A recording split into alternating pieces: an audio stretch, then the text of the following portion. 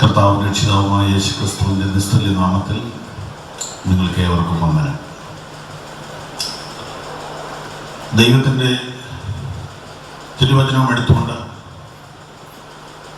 ദൈവസഭയുടെ മുമ്പിൽ നിൽക്കുവാൻ ഒരു പ്രാവശ്യം കൂടെ എൻ്റെ ആയുസ്സിനെ നീട്ടിത്തന്ന അതിനുള്ള കൃപയും പ്രാഗൽഭ്യവും അവസരവും ദാനമായി തന്ന നല്ല കർത്താവിന് ഞാൻ സകല ബഹുമാനവും പുകഴ്ചയും സ്തുതിയും ആരാധനയും അർപ്പിക്കുന്നു. ഇന്ന് ഈ യോഗത്തിൻ്റെ അധ്യക്ഷത വഹിച്ചുകൊണ്ട് ഈ പ്രദേശങ്ങളിലുള്ള ദൈവസഭകളെ പരിപാലിക്കുവാൻ കർത്താവിനാൽ നിയുക്തനായിരിക്കുന്ന ബഹുമാനനായ രാജുമേത്ത പാസ്റ്റർക്കാരുടെ ദൈവത്തെ സ്തുതിക്കുന്നു. താനുമായിട്ടുള്ള സ്നേഹബന്ധം ഓർത്ത് ഞാൻ കർത്താവിന് നന്ദി പറയുന്നു. ദൈവം തന്നെ വളരെയധികം ഇനിയും ഉപയോഗിക്കട്ടെ എന്ന് പ്രാർത്ഥിക്കുന്നു. ബഹുമാനനായ ശിവ് പാസ്റ്റർ ഇവിടെ വരികയും ഈ യോഗം ഉദ്ഘാടനം ചെയ്യുകയും ചെയ്തു. നമുക്കറിയാം അദ്ദേഹത്തിൻ്റെ പ്രത്യേകത, അദ്ദേഹത്തിൻ്റെ വ്യത്യാസം മറ്റൊന്നുമല്ല, വ്യത്യാസം ആത്മനിറവാണ്. ഈ ശുശ്രൂഷകന്മാർക്ക്, വിശേഷിച്ച് നേതൃത്വത്തിൽ നിൽക്കുന്നവർക്ക്, വണ്ടി ഓടിക്കുന്നവർക്ക് വണ്ടിയെ എങ്ങോട്ട് വേണമെങ്കിലും തിരിക്കാം. കിഴക്കോട്ട് പോകണം പടിഞ്ഞാട്ട് പോകണം തീരുമാനിക്കുന്ന ഡ്രൈവറാണ്. ഒരു സഭയുടെ നേതൃത്വത്തിൽ നിൽക്കുന്നയാൾ ആത്മനിറവിന് ഇമ്പോർട്ടൻസ് കൊടുക്കുന്നയാളാണെങ്കിൽ ആ സഭ ആ വഴിക്ക് പോകും. അല്ല, ഒരു ഡ്രൈ ആയിട്ട് പോകുന്ന ആളുകൾ നമ്മുടെ ഇടയിലുണ്ടല്ലോ, അതിന് ഇമ്പോർട്ടൻസ് കൊടുക്കുന്ന ആളാണെങ്കിൽ ആ വഴിക്ക് വണ്ടി പോകും. ഈ അടുത്ത നാളുകളിൽ ഒരു ആത്മനിറവിൻ്റെയും, കുറച്ചുകൂടെ പച്ച മലയാളത്തിൽ പറഞ്ഞാൽ അന്യഭാഷ, കൃപാവരങ്ങൾ, പെന്തക്കോസ്തിൻ്റെ തനി അനുഭവങ്ങൾ, ഈ ഒരു കാറ്റ് നമ്മുടെ സഭകളിൽ ഉണ്ടാവും. ആ നിലയിൽ കൊതിക്കുന്ന, ചിന്തിക്കുന്ന ദൈവദാസന്മാർക്കും ദൈവമക്കൾക്കും ഒരാശ്വാസത്തിൻ്റെ കാലമാണ് ഇത്. അതല്ല, നേരെ തിരിച്ചാണെങ്കിൽ ഞാനിവിടെ നിന്നുകൊണ്ട് ഒരു 2-3 കള്ളപ്രവാചകന്മാരുടെ കഥ ഇവിടെ പറഞ്ഞ് ഒരു ചെറിയൊരു പരിപാടി നടത്തിയാൽ നിങ്ങളെല്ലാവരും കൈയടിക്കുകയും ചെയ്യും. ഒരു ചെറിയ ചിരിയൊക്കെ മുഖത്ത് വരും. അങ്ങനെ വചനം തുറന്നു പറയണം എന്ന് നിങ്ങൾ പറയും. പക്ഷെ പരിശുദ്ധാത്മാവ് ദുഃഖിക്കുകയും സഭ ഉണങ്ങിപ്പോവുകയും ചെയ്യും. കാരണം ആത്മാവിനെ കെടുക്കരുതെന്നാണ് പറഞ്ഞിരിക്കുന്നത്. കെടുത്തിയാൽ കെടുവെന്നല്ലേ എൻ്റെ അർത്ഥം. ആരാ കെടുത്തുന്നത്? ഞങ്ങൾ തന്നെ, ലീഡേഴ്സ് തന്നെ. ഞാൻ ശുശ്രൂഷിക്കുന്ന സഭയിൽ ഞാൻ കൂടെ പറയുക, തുള്ളിയതുകൊണ്ട് കാര്യമില്ല, ചാടിയതുകൊണ്ട് കാര്യമില്ല, മറുവാഴ്ചയൊന്നും പറഞ്ഞാൽ പോരാ, ജീവിക്കണം. കാര്യം ശരിയാണെങ്കിലും അത് അങ്ങനെ പറയണോ? ജീവിക്കണം എന്നുള്ള കാര്യം അടിവരയിടാനല്ല ഇവിടെ ഉദ്ദേശിക്കുന്നത്, മറ്റേതിനെ കെടുത്താനും കൂടി ഉദ്ദേശിക്കുന്നത്. അപ്പം ഇങ്ങനെ ഒരു ട്രെൻഡ് എന്തൊക്കെ സഭകളിൽ കുറേ നാളുകളായിട്ടുണ്ട്. അതിനൊരു മാറ്റം ദൈവം വരുത്തട്ടെ എന്ന് നാളുകളായിട്ട് പ്രാർത്ഥിക്കുന്ന ഒരു ഉപദേശിയാണ് ഞാൻ. കാരണം എന്നെ സംബന്ധിച്ചിടത്തോളം പരിശുദ്ധാത്മ നിറവിൽ അല്ലാതെ ഒരു പ്രസംഗം പോലും പറയാൻ ഒക്കത്തില്ല. പറയാൻ പറ്റില്ല, എഴുതി വായിക്കാം. പക്ഷെ അത് അതിൻ്റെതായ ഒരു തൃപ്തി വരണമെങ്കിൽ ഒരാത്മനിറവിൽ അത് പറയണം. ഇല്ലെങ്കിൽ ചങ്കിവേദനയായിട്ട് തിരിച്ചു പോവുക. അപ്പം അതുകൊണ്ട് അങ്ങനെയൊരു സീസൺ ദൈവം നമുക്ക് തരും എന്ന് ഞാൻ വിശ്വസിക്കുന്നു, പ്രാർത്ഥിക്കുന്നു. അങ്ങനെയൊരു സഭയല്ലേ നമ്മുടെ സഭ. അതിനുവേണ്ടിയല്ലേ നമ്മൾ ഈ പേര് തന്നെ സ്വീകരിച്ചത്, പെന്തക്കോസ്ത്. അതുകൊണ്ട് അതിൽ വളരാനും അതിൽ നിൽക്കാനും സഹായിക്കട്ടെ. നമ്മുടെ സഭയ്ക്ക് നേതൃത്വം കൊടുക്കുന്ന ദൈവദാസന്മാരെ നിങ്ങൾ പ്രാർത്ഥനയിൽ ഓർക്കണം. ഇവിടെ വരുന്ന മുഖ്യമന്ത്രി, ഇവിടെ വരുന്ന പ്രധാനമന്ത്രി, അവരെ ദൈവമാക്കിയതാണെന്ന് നമ്മൾ വിശ്വസിച്ച് അവർക്ക് വേണ്ടി പ്രാർത്ഥിക്കുന്നവരാണ്. ഇലക്ഷനിലൂടെ തിരഞ്ഞെടുക്കപ്പെടുന്നവരെ ദൈവമാക്കി വെച്ചിരിക്കുന്നതാണെന്ന് വിശ്വസിച്ച് അവർക്ക് വേണ്ടി പ്രാർത്ഥിക്കുന്നവരാണ്. അങ്ങനെയാണെങ്കിൽ ദൈവസഭയുടെ മുൻനിരയിൽ വരുന്നവരെ ദൈവം ഈ കാലഘട്ടത്തിലേക്ക് ആക്കി വെച്ചിരിക്കുന്നവരെന്ന് തിരിച്ചറിഞ്ഞ് അവർക്ക് വേണ്ടി ഒരു കുറച്ചുകൂടെ പ്രാർത്ഥിക്കുവാൻ നമുക്ക് കഴിയട്ടെ. ദൈവം നമ്മുടെ സഭയിൽ യഥാർത്ഥ പെന്തക്കോസ്തിന്റെ അനുഭവം മടക്കി തരുമാറാകട്ടെ. ഇവിടെ ഈ വേദിയിലൊക്കെ വളരെ പ്രായമുള്ളവരും കർത്താവിന്റെ ശുശ്രൂഷയിൽ വളരെ മഹത്തായ സേവനം ചെയ്യുന്നവരുമായ ദേവദാസന്മാരുണ്ട്. പ്രിയപ്പെട്ട സ്റ്റാൻലി എനിക്ക് വളരെ പ്രിയനാണ്. മറ്റെല്ലാവർക്കായിട്ടും ദൈവത്തെ സ്തുതിക്കുന്നു. ദൈവം നിങ്ങളെ അനുഗ്രഹിക്കട്ടെ. നമുക്ക് ദൈവവചനത്തിലേക്ക് തിരിയാം. ലൂക്കോസ് എഴുതിയ സുവിശേഷം 11-ാം അധ്യായം 13-ാമത്തെ വാക്യം. അങ്ങനെ ദോഷികളായ നിങ്ങൾ നിങ്ങളുടെ മക്കൾക്ക് നല്ല ദാനങ്ങളെ കൊടുക്കുവാൻ അറിയുന്നുവെങ്കിൽ സ്വർഗസ്ഥനായ പിതാവ് തന്നോട് യാചിക്കുന്നവർക്ക് പരിശുദ്ധാത്മാവിനെ എത്ര അധികം കൊടുക്കും. ആമേൻ. ഞാൻ പറയുമ്പോൾ ആ വാക്യം നേരിട്ട് പറയാമോ? സ്വർഗസ്ഥനായ പിതാവ് തന്നോട് യാചിക്കുന്നവർക്ക് പരിശുദ്ധാത്മാവിനെ എത്രയധികം കൊടുക്കും. ഒന്നുകൂടെ ഞാൻ പറയുകയാണേ. സ്വർഗസ്ഥനായ പിതാവ് തന്നോട് യാചിക്കുന്നവർക്ക് പരിശുദ്ധാത്മാവിനെ എത്രയധികം കൊടുക്കും. ഒന്നുകൂടെ, എത്രയധികം കൊടുക്കും. ഞങ്ങളുടെ കർത്താവേ, അങ്ങ് എന്താണ് ഉദ്ദേശിച്ചതെന്ന് ഞങ്ങൾക്ക് മനസ്സിലാക്കി തരണമേ. അതിനായിട്ട് ഞങ്ങളെ താഴ്ത്തുന്നു യേശുവിന്റെ നാമത്തിൽ. ആമേൻ. ഒരു ഹല്ലേലൂയ പറഞ്ഞാൽ. പരിശുദ്ധാത്മാവ് ആരാണ്? ഒരു സാധാരണ അറിവിൽ പറഞ്ഞാലെങ്കിലും പറയാനുള്ള അറിവുണ്ടെങ്കിൽ പരിശുദ്ധാത്മാവ് ദൈവമാണ്. ആണോ? അതെ. അപ്പൊ ഈ വാക്യം ഒരു അപാര സാധ്യതയിലേക്കല്ലേ നമ്മുടെ കണ്ണിനെ കൊണ്ടുപോകണം, നമ്മുടെ ചിന്തയെ കൊണ്ടുപോകണം. നമ്മൾ ദൈവത്തോട് പ്രാർത്ഥിച്ച് ദൈവത്തിൽ നിന്ന് ദാനങ്ങൾ സ്വീകരിക്കുന്ന കാര്യം നമുക്കറിയാം. പക്ഷെ ദൈവത്തോട് പ്രാർത്ഥിച്ച് ദൈവത്തെ കിട്ടുന്ന അനുഭവം നമുക്കറിയാമോ? നമ്മൾ മറ്റെല്ലാ പ്രാർത്ഥനയ്ക്കകത്തും ദൈവത്തിൽ നിന്നൊരു അനുഗ്രഹമാണ് നമുക്ക് കിട്ടുന്നത്. പഴയ നിയമത്തിലുള്ള 100 കണക്കിന് പ്രാർത്ഥനകൾ എടുത്താൽ അവർക്കാർക്കും ദൈവത്തെ അല്ല കിട്ടുന്നത്, ദൈവത്തിൽ നിന്നൊരു നന്മയാണ് കിട്ടുന്നത്. എന്നാൽ ഈ പ്രാർത്ഥനയ്ക്കകത്ത് പ്രാർത്ഥിക്കുന്നവന് കിട്ടുന്നത് ദൈവത്തെ തന്നെയാണ് കിട്ടുന്നത്. മനസ്സിലായോ? അപ്പൊ ദൈവത്തിൽ നിന്ന് നിങ്ങൾ ഒരു സാമ്പത്തിക ആവശ്യമാണ് പ്രാർത്ഥിക്കുന്നതെങ്കിൽ അത് കിട്ടും. ഒരു രോഗസൗഖ്യമാണ് പ്രാർത്ഥിക്കുന്നതെങ്കിൽ അത് കിട്ടും.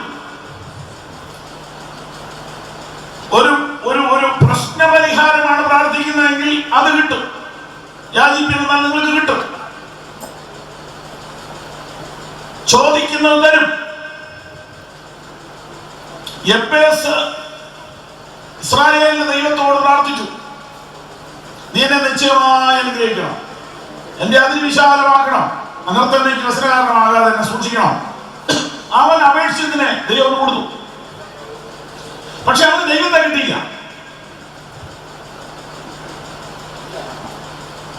എന്നാൽ ഇവിടെ വന്നപ്പോൾ പ്രാർത്ഥിക്കുന്നവന് ദൈവത്തിൽ നിന്നൊരു സഹായമല്ല കിട്ടുന്നത്, ദൈവത്തെ കിട്ടുക. അങ്ങനെ വരുമ്പോ ശ്രദ്ധിച്ചു കേൾക്കണം. അങ്ങനെ വരുമ്പോ പിന്നെ പല പല കാര്യത്തിന് വേണ്ടി വേറെ പ്രാർത്ഥന വേണ്ടി വരത്തില്ല. തിരിയുന്നുണ്ടോ? പിന്നെ റബ്ബറിന് വില കൂടാൻ വേറെ പ്രാർത്ഥിക്കണ്ട, കൊച്ചിന്റെ കല്യാണത്തിന് വേണ്ടി വേറെ പ്രാർത്ഥിക്കണ്ട, മോളെ അഡ്മിഷന് വേണ്ടി വേറെ പ്രാർത്ഥിക്കണ്ട, വീട് വലുതാക്കാൻ വേണ്ടി വേറെ പ്രാർത്ഥിക്കണ്ട, വണ്ടിക്ക് വേണ്ടി പ്രാർത്ഥിക്കണ്ട. ഈ പ്രാർത്ഥനയ്ക്കകത്ത് എല്ലാ പ്രാർത്ഥനയ്ക്കും മറുപടി തരേണ്ടവനെ, എല്ലാറ്റിനും മറുപടി തരേണ്ടവനെ നിനക്ക് തരിക. Hallelujah, hallelujah. ദൈവം തന്നോട് യാചിക്കുന്നവർക്ക് പരിശുദ്ധാത്മാവിനെ എത്ര അതി. അപ്പൊ ഒന്നാമത്തെ ചിന്ത, ഇവിടെ നമുക്ക് കിട്ടുന്നത് ദൈവത്തെയാണ്. ദൈവത്തെയാണ് കിട്ടുന്നത്. അതുകൊണ്ട് ഈ പ്രാർത്ഥനയാണ് നിങ്ങൾ പ്രാർത്ഥിക്കേണ്ടത്. അപ്പൊ പിന്നെ ഓരോരോ കാര്യത്തിന് വേറെ വേറെ പ്രാർത്ഥിക്കണം. പരിശുദ്ധാത്മാവിന് വേണ്ടി പ്രാർത്ഥിക്കുക, അഥവാ പരിശുദ്ധാത്മാവിനെ പ്രാപിക്കുക. രണ്ടാമത്തെ ചിന്ത, എത്രയധികം എന്ന ചിന്ത. എത്രയധികം ഇതിനെക്കുറിച്ച് കോട്ടയത്തെ മീറ്റിംഗിൽ പ്രസംഗിച്ചിട്ട് തിരിച്ചു വീട്ടിൽ ചെന്നപ്പോ കോട്ടയത്ത് നിന്ന് ഒരു ഭക്തനായ മനുഷ്യൻ ഫോൺ ചെയ്തു. ഞാൻ ഇത്ര വർഷമായി ദൈവത്തെ സേവിക്കുന്ന ആളാണ്, താങ്കളുടെ പ്രസംഗത്തോട് എനിക്ക് അഭിപ്രായ വ്യത്യാസമുണ്ട്, തുറന്നു പറയുന്നതിൽ പിണങ്ങരുത്. ഞാൻ പറഞ്ഞു വെച്ചാൽ പരിശുദ്ധാത്മാവിനെ എത്രയധികം കിട്ടുമെന്നുള്ളത് ആ ഒരു വാക്യമല്ലാതെ വേറൊരു വാക്യമുണ്ടോ? ഒരു വാക്യം കൊണ്ട് ഒരു ഉപദേശം സ്ഥാപിക്കുന്നു. അപ്പൊ എനിക്ക് മനസ്സിലായി ആൾ ഏത് ഗ്രൂപ്പിലാണ്. ഭക്തനാണ്, പക്ഷെ ആത്മനിറവിന്റെ പെന്തക്കോസ്ത് അനുഭവത്തെ അംഗീകരിക്കുന്ന ആളല്ല. ചിലപ്പോൾ പെന്തക്കോസ്തിനകത്തായിരിക്കും ഇരിക്കുന്നത്, അതിരിക്കാതെ ഇവിടെ ആർക്കും ഇരിക്കാനില്ല.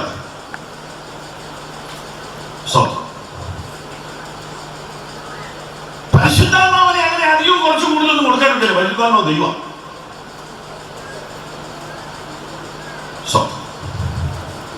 ഇത് തന്നെയാണ് പരിശുദ്ധാത്മ സ്നാനത്തോടും അഭിഷേകത്തോടും ആത്മനിറവിനോടുള്ള ബന്ധത്തിൽ നമുക്ക് പിടികിട്ടാതെ കിടക്കുന്ന ഒരു മർമ്മം. പരിശുദ്ധാത്മാവിന് വ്യക്തിയാണോ? അതെ. വ്യക്തിയെ കുറച്ചും കൂടുതലായിട്ട് കൊടുക്കാൻ പറ്റുമോ? പറ്റില്ല.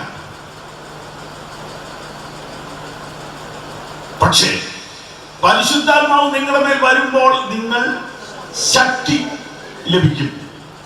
അപ്പൊ പരിശുദ്ധാത്മാവ് ശക്തിയാണ് എന്ന് പഠിപ്പിക്കാൻ നോക്കിയല്ല, പക്ഷെ പരിശുദ്ധാത്മാവിനെ ലഭിക്കുമ്പോൾ ശക്തി ലഭിക്കും. അങ്ങനെയാണ് ശക്തി കുറച്ചും കൂടുതലും ലഭിക്കാം. പിന്നെ ദൈവം എന്ന വിഷയത്തിൽ ആർക്കാ ആധികാരികമായി പറയാൻ പറ്റുന്നത്? ദൈവത്തെ ആരാ കണ്ടേ? നമ്മുടെ കണ്ണിൽ ഒതുങ്ങുന്ന ആളാണോ ദൈവം? നമ്മുടെ ബുദ്ധിയിൽ ഒതുങ്ങുന്ന ആളാണോ ദൈവം? നമ്മൾ പറയുന്ന ശാസ്ത്രത്തിനകത്ത് നിൽക്കുന്ന ആളാണോ ദൈവം? മനുഷ്യരാലും കാണാത്തവൻ, കാണാൻ കഴിയാത്തവൻ, അടുത്തുകൂടാത്ത വെളിച്ചത്തിൽ വസിക്കുന്നവൻ, സർവശക്തൻ, സർവജ്ഞാനി, സർവവ്യാപി, ഈ മഹാദൈവത്തെ നമുക്ക് അങ്ങനെ അങ്ങോട്ട് കൃത്യമായിട്ട് പറയാൻ പറ്റുമോ? ഇങ്ങനെ ഇരിക്കും, ഇത്ര നിങ്ങൾ എത്ര ഉണ്ടെന്ന് പറയാൻ പറ്റുമോ? ഭൂമിയിലെ പൊടിയെ നാടിയിൽ കൊള്ളിക്കുന്നവൻ, പർവ്വതത്തെ വെള്ളിക്കോലുകൊണ്ട് തൂക്കുന്നവൻ, സമുദ്രത്തിലെ വെള്ളത്തെ ഒറ്റ കൈ കൊണ്ട് കോരുന്നവൻ, ഇങ്ങനെയൊക്കെ പറഞ്ഞിരിക്കുന്നത് നമുക്കൊരു ഐഡിയ കിട്ടാൻ വേണ്ടിയിട്ടാണ്. സമുദ്രത്തിലെ വെള്ളത്തെ ഒരു കൈ കൊണ്ട് കോരിയാൽ പിന്നെ വെള്ളം മുഴുവൻ തീർന്നു, ഭൂമി പിന്നെ വെള്ളമില്ല. ആ കൈ എന്തൊരു കൈയായിരിക്കും? ആ കൈയുടെ അളവ് എത്രയാ? ആ കൈയുടെ നീളം എത്രയാ? അങ്ങനെയാണെങ്കിൽ ആ ശരീരം എത്രയാ? അങ്ങനെയാണെങ്കിൽ ആ തല എത്രയാ? ഇമാജിൻ ചെയ്യണ്ട. നിനക്ക് ഊഹിക്കാവുന്ന ആളല്ല ദൈവം.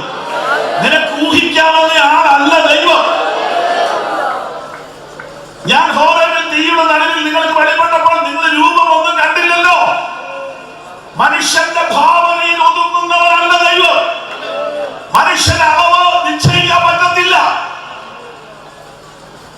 നമ്മൾ ഏതെങ്കിലും ചില സംഭവങ്ങളോട് കൂട്ടിയിണക്കി പ്രാർത്ഥിക്കാറുണ്ട്. ചെങ്കടലിൽ വെളിപ്പെട്ട ദൈവകരം, യോർദാനിൽ വെളിപ്പെട്ട ദൈവശക്തി, പെന്തക്കോസ്തിനാളിൽ വെളിപ്പെട്ട അനുഭവം.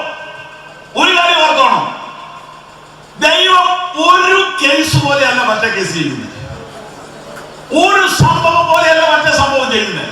പിന്നെ നമുക്ക് അതേ അറിയത്തുള്ളൂ, അതുകൊണ്ട് നമ്മൾ അത് പറയുക. യോർദാനിൽ വെളിപ്പെട്ടതുമല്ല, ചെങ്കടലിൽ വെളിപ്പെട്ടതുമല്ല, റാന്നിയിൽ വെളിപ്പെടാൻ പോണത്. ചരിത്രത്തിൽ നിങ്ങൾ വായിച്ചിട്ടില്ലാത്തതും കേട്ടിട്ടില്ലാത്തതുമായിട്ട് ചെയ്യാൻ ദൈവത്തിന് കഴിയും. കാരണം ദൈവത്തിന് അത് ഇഷ്ടമാണ്. റിപ്പീറ്റ് ചെയ്യേണ്ട കാര്യമില്ല ദൈവത്തിന്. നിങ്ങൾ പുതിയ നിയമത്തിലെ 30-ലധികം അത്ഭുതങ്ങൾ എടുത്തു വെച്ചിട്ട് ഒന്നിനോടൊന്ന് ഒക്കുന്നുണ്ടോ നോക്ക്. എല്ലാം വ്യത്യസ്തമാണ്. ഒരു കുരുടന്റെ കണ്ണിൽ ചേറ് പൂശി, മറ്റേ കുരുടന്റെ കണ്ണിൽ പൂശിയില്ല. ഇവർ രണ്ടുപേരും കൂടെ കൂടി ഒരു സഭയിൽ പോകാൻ വിഷമായിരിക്കും. അത് മതി രണ്ട് സഭയാക്കാൻ. കാരണം എന്റെ കണ്ണിൽ ചേർന്ന് പൂശിയതാ, നിന്റെ കണ്ണി പൂശിയില്ലല്ലോ. ഉപദേശ വ്യത്യാസമുണ്ട്, നമ്മളിന്ന് പറഞ്ഞത്. അതല്ല, അനുഭവത്തിന് ചെറിയ വ്യത്യാസമേ ഉള്ളൂ. കർത്താവെല്ലാം വേറെ വേറെ ചെയ്യുന്നത്. ഈ ചേറ് കണ്ണിന്മേൽ പൂശപ്പെട്ട മനുഷ്യൻ ശീലമഹാകുളത്തിന് പോയിട്ട് നടന്നു പോകുമ്പോ ഒരാളോട് വഴി ചോദിച്ചു എന്ന ഭാവനയെ കാണില്ല. ഭാവനയാ. ചേട്ടാ, ശീലമഹാകുളം ഇതാണോ? അതെ. എന്നെ ചോദിക്കാൻ കാര്യം, സാധാരണ നിങ്ങൾ അവിടെ ഇരിക്കുന്ന ഞാൻ കാണാറുണ്ടല്ലോ. നിങ്ങൾ അവിടെ ഭിക്ഷയായിരിക്കുന്ന ആളല്ലേ? ഇപ്പൊ ഈ നേരത്തെ കുളത്തിൽ പോണ ഇപ്പൊ നല്ല കളക്ഷനുള്ള സമയമല്ലേ? അല്ല, യേശു എന്ന് പറഞ്ഞ ഒരാളവിടെ വന്നു. എന്നിട്ട് എന്റെ കണ്ണി ചേർന്ന് വീശി. എന്നിട്ട് ഈ കുളത്തിൽ പോയി കഴുകാൻ പറഞ്ഞു. നീ കണ്ടോ? ഞാനെങ്ങനെ കാണാൻ എനിക്കറിയില്ലല്ലോ. പിന്നെ എങ്ങനെ യേശു എന്ന് അറിഞ്ഞു? എല്ലാരും പറഞ്ഞു. പിന്നെ ശബ്ദം കേട്ടിട്ട് അങ്ങനെയാണ് നീ തോന്നുന്നത്. അപ്പൊ ആ പുള്ളി അവനോട് പറയാൻ വേണമെന്നറിയോ? നിന്നെ ആരോ ചതിച്ചതാ. കാരണം ഞാൻ ഈ കുളത്തിന്റെ കര കിടന്നയാണ്.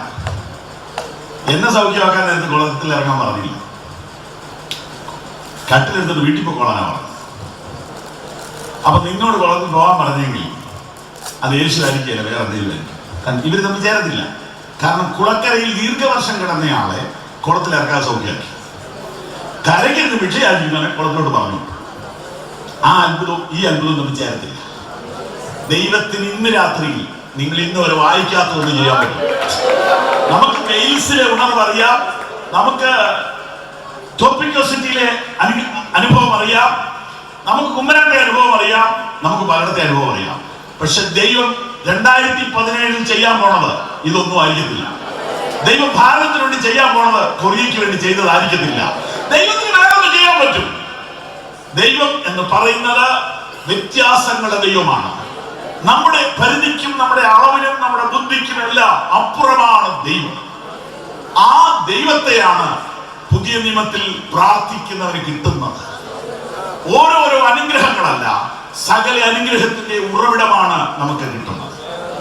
സ്വത്രം എത്ര അധികം കിട്ടും, എത്ര അധികം കിട്ടും. അതെ, എത്ര അധികം വേണേലും കിട്ടും, എത്ര അധികം വേണേലും കിട്ടും. നമ്മുടെ ആവശ്യം അനുസരിച്ചായിരിക്കും ലഭിക്കുന്നത്. നിങ്ങൾക്ക് ദൈവ സാന്നിധ്യവും ദൈവശക്തിയും ദൈവകൃപയും എത്ര ആവശ്യമുണ്ടോ അത്ര തരം കർത്താവ് വഴിയാണ്. തന്നോട് യാചിക്കുന്നവർക്ക് പരിശുദ്ധാത്മാവിനെ എത്ര അധികം നൽകും. മൂന്നാമത്തെ ചിന്ത, ഇത് പ്രാപിക്കാൻ ഈ ദൈവ സാന്നിധ്യം, ഈ ദൈവശക്തി, അനുഗ്രഹത്തിന്റെ ഉറവിടമായ ദൈവത്തെ തന്നെ നമുക്ക് ലഭ്യമാക്കാനുള്ള വഴി പ്രാർത്ഥന തന്നെ. പ്രാർത്ഥന തന്നെ പ്രാർത്ഥന.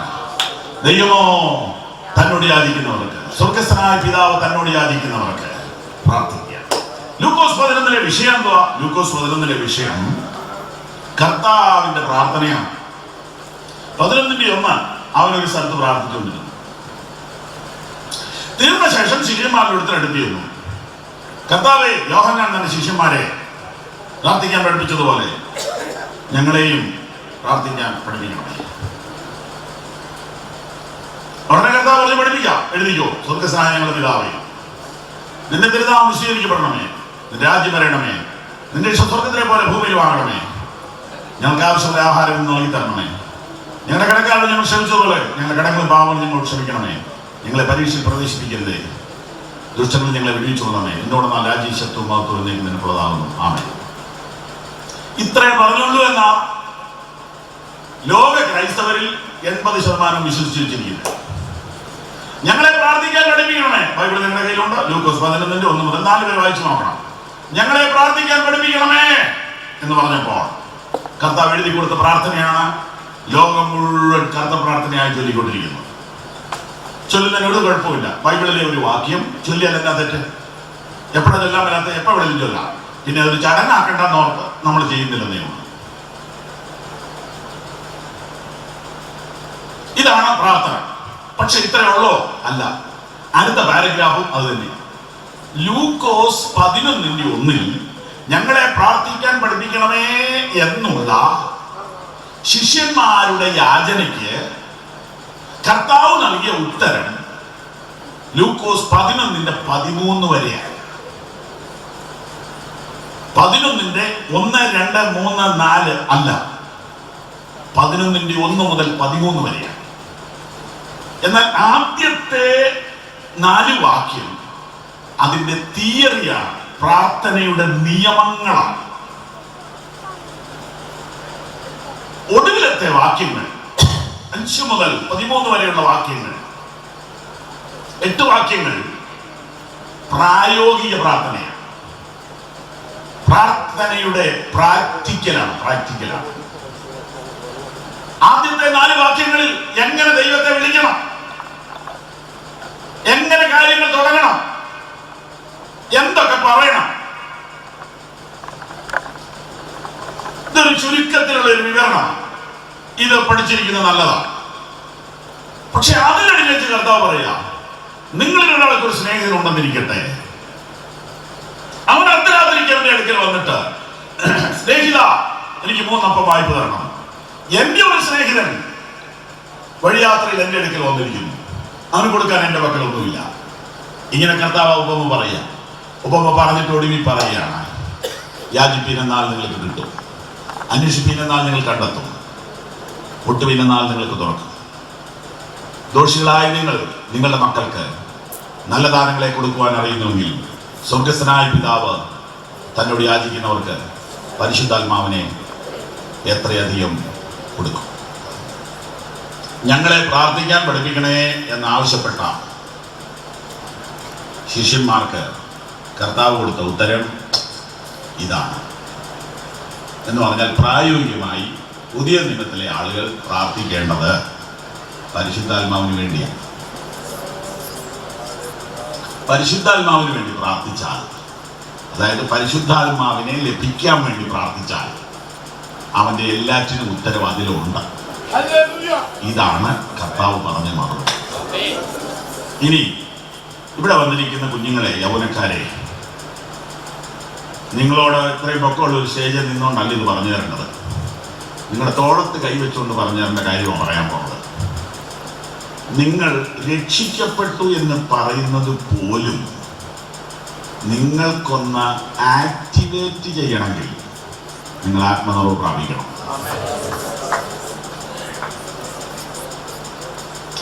ഞങ്ങളുടെ സഭയിലെ ഒരു സർക്കിൾ ഇൻസ്പെക്ടർ കഴിഞ്ഞിടെ സ്ഥാനപ്പെട്ടു, റിട്ടയർഡ്. അപ്പൊ അദ്ദേഹത്തിന്റെ മകന് ചില നല്ല വിദ്യാഭ്യാസ ഉയർന്ന പഠനം നടത്തിക്കൊണ്ടിരിക്കുക പൂനെയിൽ. അവനോട് എപ്പോഴും ഈ വിശ്വാസി വന്ന കാര്യം ഈ കാരണവരിങ്ങനെ പറയും. അപ്പോ അവൻ പറയുന്ന ഒരു മറുപടിയുണ്ട്. അപ്പൻ പപ്പ 10-60 വയസ്സ് വരെ അടിച്ചു പൊളിച്ച് ജീവിച്ചില്ലേ, ഇന്ന് ഇപ്പോഴല്ലേ സ്ഥാനപ്പെട്ടെ, ഞാനും അതുവരെയൊക്കെ നാകട്ടെ, അന്നേരം ഞാനും ദൈവമേ എന്ന് വിളിച്ചോളാം, ഇപ്പൊ ഞാനിങ്ങനെ പോട്ടെ. കണ്ടോ, ഈ 2ഉം 3ഉം തലമുറകളായ വിശ്വാസികളുടെ മക്കൾക്ക് ലോകം എന്നാന്ന് അറിയാൻ നേരം കിട്ടിയില്ലല്ലോ. അത് ചെറുപ്പം തൊട്ട് സൺഡേ സ്കൂളൊക്കെ പഠിച്ച് ഇങ്ങനെ വന്ന് ഒരു 10, 15, 20 വയസ്സിനുള്ളിൽ സ്ഥാനപ്പെട്ടവരല്ലേ. ഒരു ഭയങ്കര രൂപാന്തരം ജീവിതത്തിൽ വന്നതായിട്ട് എത്ര പേർക്ക് ഓർമ്മയുണ്ട്? രാവും പകലും പോലെ ഒരു വ്യത്യാസം ജീവിതത്തിൽ വന്നതായിട്ട് എത്ര പേർക്ക് ഓർമ്മയുണ്ട്? ആ ഒരു വ്യത്യാസം പെന്തിക്കോസിലെ പിള്ളേർക്ക് വരണമെങ്കിൽ അവർ ആത്മാവ് പ്രാപിക്കണമെന്നാണ് എന്റെ ബോധ്യം. ഒരുത്തൻ ക്രിസ്തുവിലായാലും പുതിയ സൃഷ്ടി. പക്ഷെ എപ്പോഴാണ് ക്രിസ്തുവിലായത്? സൺഡേ സ്കൂൾ ക്ലാസ്സിൽ വെച്ച് യേശുവിനെ രക്ഷകനായി സ്വീകരിച്ചപ്പോൾ.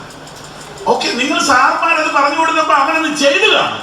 പക്ഷെ അവന്റെ ജീവിതത്തിൽ അതിന്റെ പരിവർത്തനം വരുന്നത് ആത്മാവിലേക്ക് അവൻ നടത്തപ്പെടുമ്പോൾ.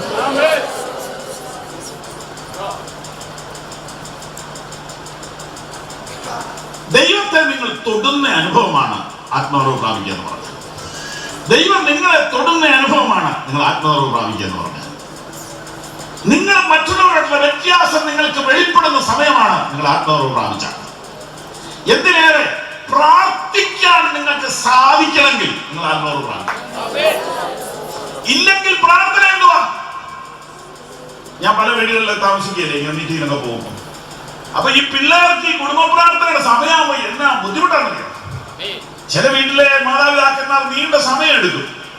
ഓരോരുത്തർക്ക് ഓരോ ബൈബിളൊക്കെ കൊടുത്തിട്ടുണ്ട്, അതെല്ലാം വായിച്ച് പ്രാർത്ഥിച്ച് വരുമ്പോൾ 1 മണിക്കൂർ പോകും. പിള്ളേരെന്നും വിഷമിക്കുക, കാരണം ഇതൊന്നും അവരുടെ അകത്തോട്ട് കയറുന്നില്ല. ഇതൊന്നും അവരെ ടച്ച് ചെയ്യുന്നില്ല. ഞാൻ നിങ്ങൾക്ക് ഒരു ഷോർട്ട് കട്ട് പറയാം. നിങ്ങൾ ഈ ദിവസങ്ങളിൽ ഒറ്റ കാര്യം ദൈവത്തോട് പ്രാർത്ഥിക്കുക, കർത്താവേ ആത്മാവിനാൽ എന്നെ നിറയ്ക്കണമേ. ഏതായാലും ആത്മനിറവ് ഉണ്ടെന്ന് നിങ്ങൾക്കറിയാമല്ലോ, ആത്മനിറവ് ഉണ്ടെന്ന് നിങ്ങൾ വിശ്വസിക്കുന്നുണ്ടല്ലോ, അന്യഭാഷ ഉണ്ടെന്ന് വിശ്വസിക്കുന്നുണ്ടല്ലോ, കൃപാവരങ്ങൾ ഉണ്ടെന്ന് വിശ്വസിക്കുന്നുണ്ടല്ലോ.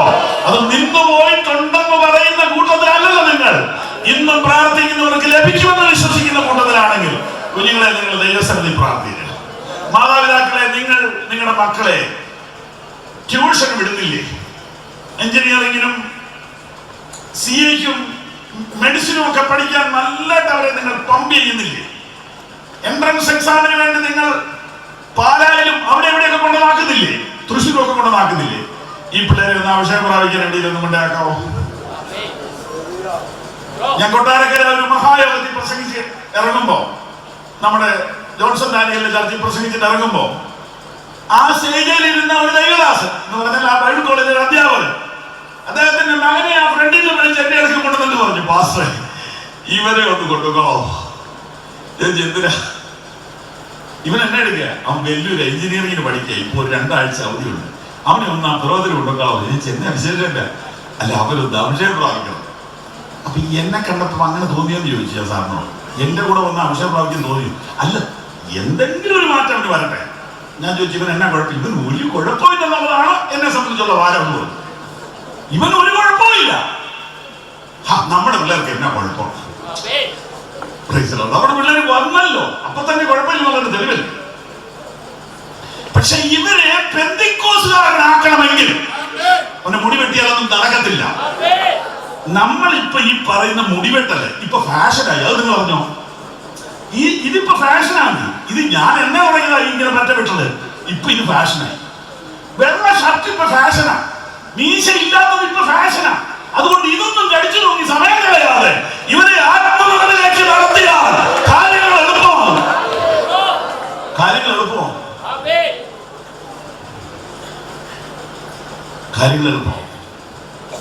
അതുകൊണ്ട് നിങ്ങൾ ഈ കുട്ടികളെ ആത്മനിറവ് പ്രാപിക്കുന്ന കാര്യത്തിൽ ഉത്സാഹമുണ്ടോ? നെഞ്ചത്ത് കൈവച്ചുകൊണ്ട് സത്യം പറ, ഉത്സാഹമുണ്ടോ? ട്യൂഷൻ കൊടുത്തിട്ടുണ്ടോ? അതിനുവേണ്ടി പ്രാർത്ഥിപ്പിച്ചിട്ടുണ്ടോ?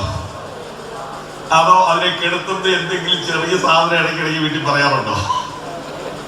ഏറ്റു ചുമ്പാ വരെ ഇത്ര മതി, ഏറ്റു പണി ഏറ്റു ഏറ്റു, പിന്നെ നിന്റെ കൊച്ചിന്റെ കാര്യം തീർന്നു കിട്ടും.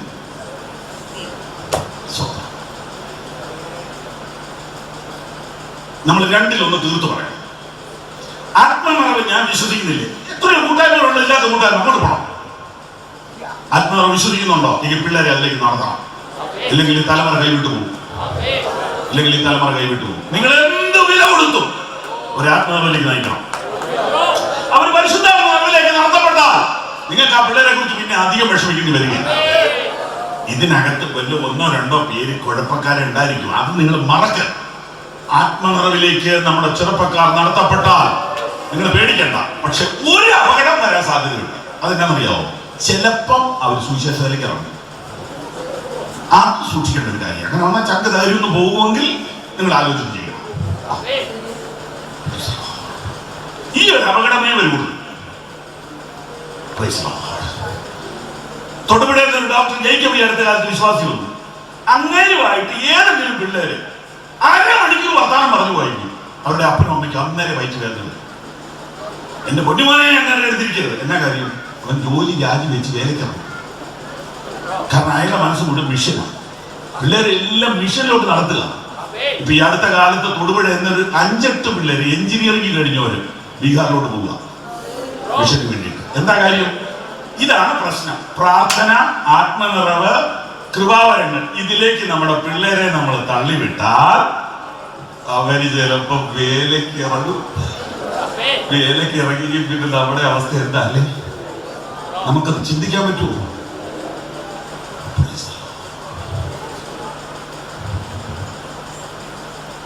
പരിശുദ്ധാത്മാവിനെ പ്രാപിച്ചാൽ അവന്റെ ഉള്ളിൽ ഒരു ആത്മഭാരം വരും. കാരണം പരിശുദ്ധാത്മാവ് എന്തിനാ? സാക്ഷീകരണത്തിനല്ലേ. ഈ ഒരു അപകടം ഒഴിച്ച് വേറൊരു അപകടം ഉണ്ടാകത്തില്ല. പിന്നെ അവരെ മദ്യപാനികളാകാതിരിക്കാൻ വേണ്ടി നിങ്ങൾ വിഷമിക്കണ്ട. അവര് കഞ്ചാവിന്റെ പുറകെ പോകുമെന്ന് നിങ്ങൾ ഭാരപ്പെടണ്ട. അവര് വഴിവിട്ട വിവാഹത്തിനും പോകത്തില്ല. അവർ യഥാർത്ഥത്തിൽ ആത്മനിറവിലേക്ക് നടത്തപ്പെട്ടാൽ നിങ്ങളുടെ മക്കളെ കുറിച്ചുള്ള നിങ്ങളുടെ ഭീതി മാറിപ്പോകും. നിങ്ങളുടെ മക്കളെ കുറിച്ചുള്ള നിങ്ങളുടെ ടെൻഷൻ മാറിപ്പോകും. ആ കുഞ്ഞുങ്ങൾ മാന്യന്മാരായിത്തീരും. സംഭവിക്കാവുന്ന ഒരേ ഒരു അപകടമേ ഉള്ളൂ, ഒരു പക്ഷേ അവർ ജോലി വേണ്ടെന്ന് വെച്ചിട്ട് ദൈവവേലയ്ക്ക് ഇറങ്ങും. ഇത്രയുള്ള വേറെ ഒരു അപകടവും വരത്തില്ല. അയ്യോ, അവർ വേലയ്ക്ക് ഇറങ്ങട്ടെ, അവർ വേലയ്ക്ക് ഇറങ്ങട്ടെ. ഈ അടുത്ത കാലം വരെയുള്ള വിദ്യാഭ്യാസ യോഗ്യതയിലുള്ള പാസ്റ്റർമാരെ കൊണ്ട് അടുത്ത തലമുറയിൽ ശുശ്രൂഷിക്കാൻ പറ്റത്തില്ല. കാരണം അടുത്ത തലമുറയിലെ ശ്രോതാക്കൾ മുഴുവനും PG കഴിഞ്ഞവരാ. കഴിഞ്ഞ തലമുറയിലെ ശ്രോതാക്കൾ സ്കൂൾ ഫൈനൽ എത്താത്തവരാ. അടുത്ത തലമുറയിലെ ശ്രോതാക്കൾ മിക്കവാറും PG കഴിഞ്ഞവരാ.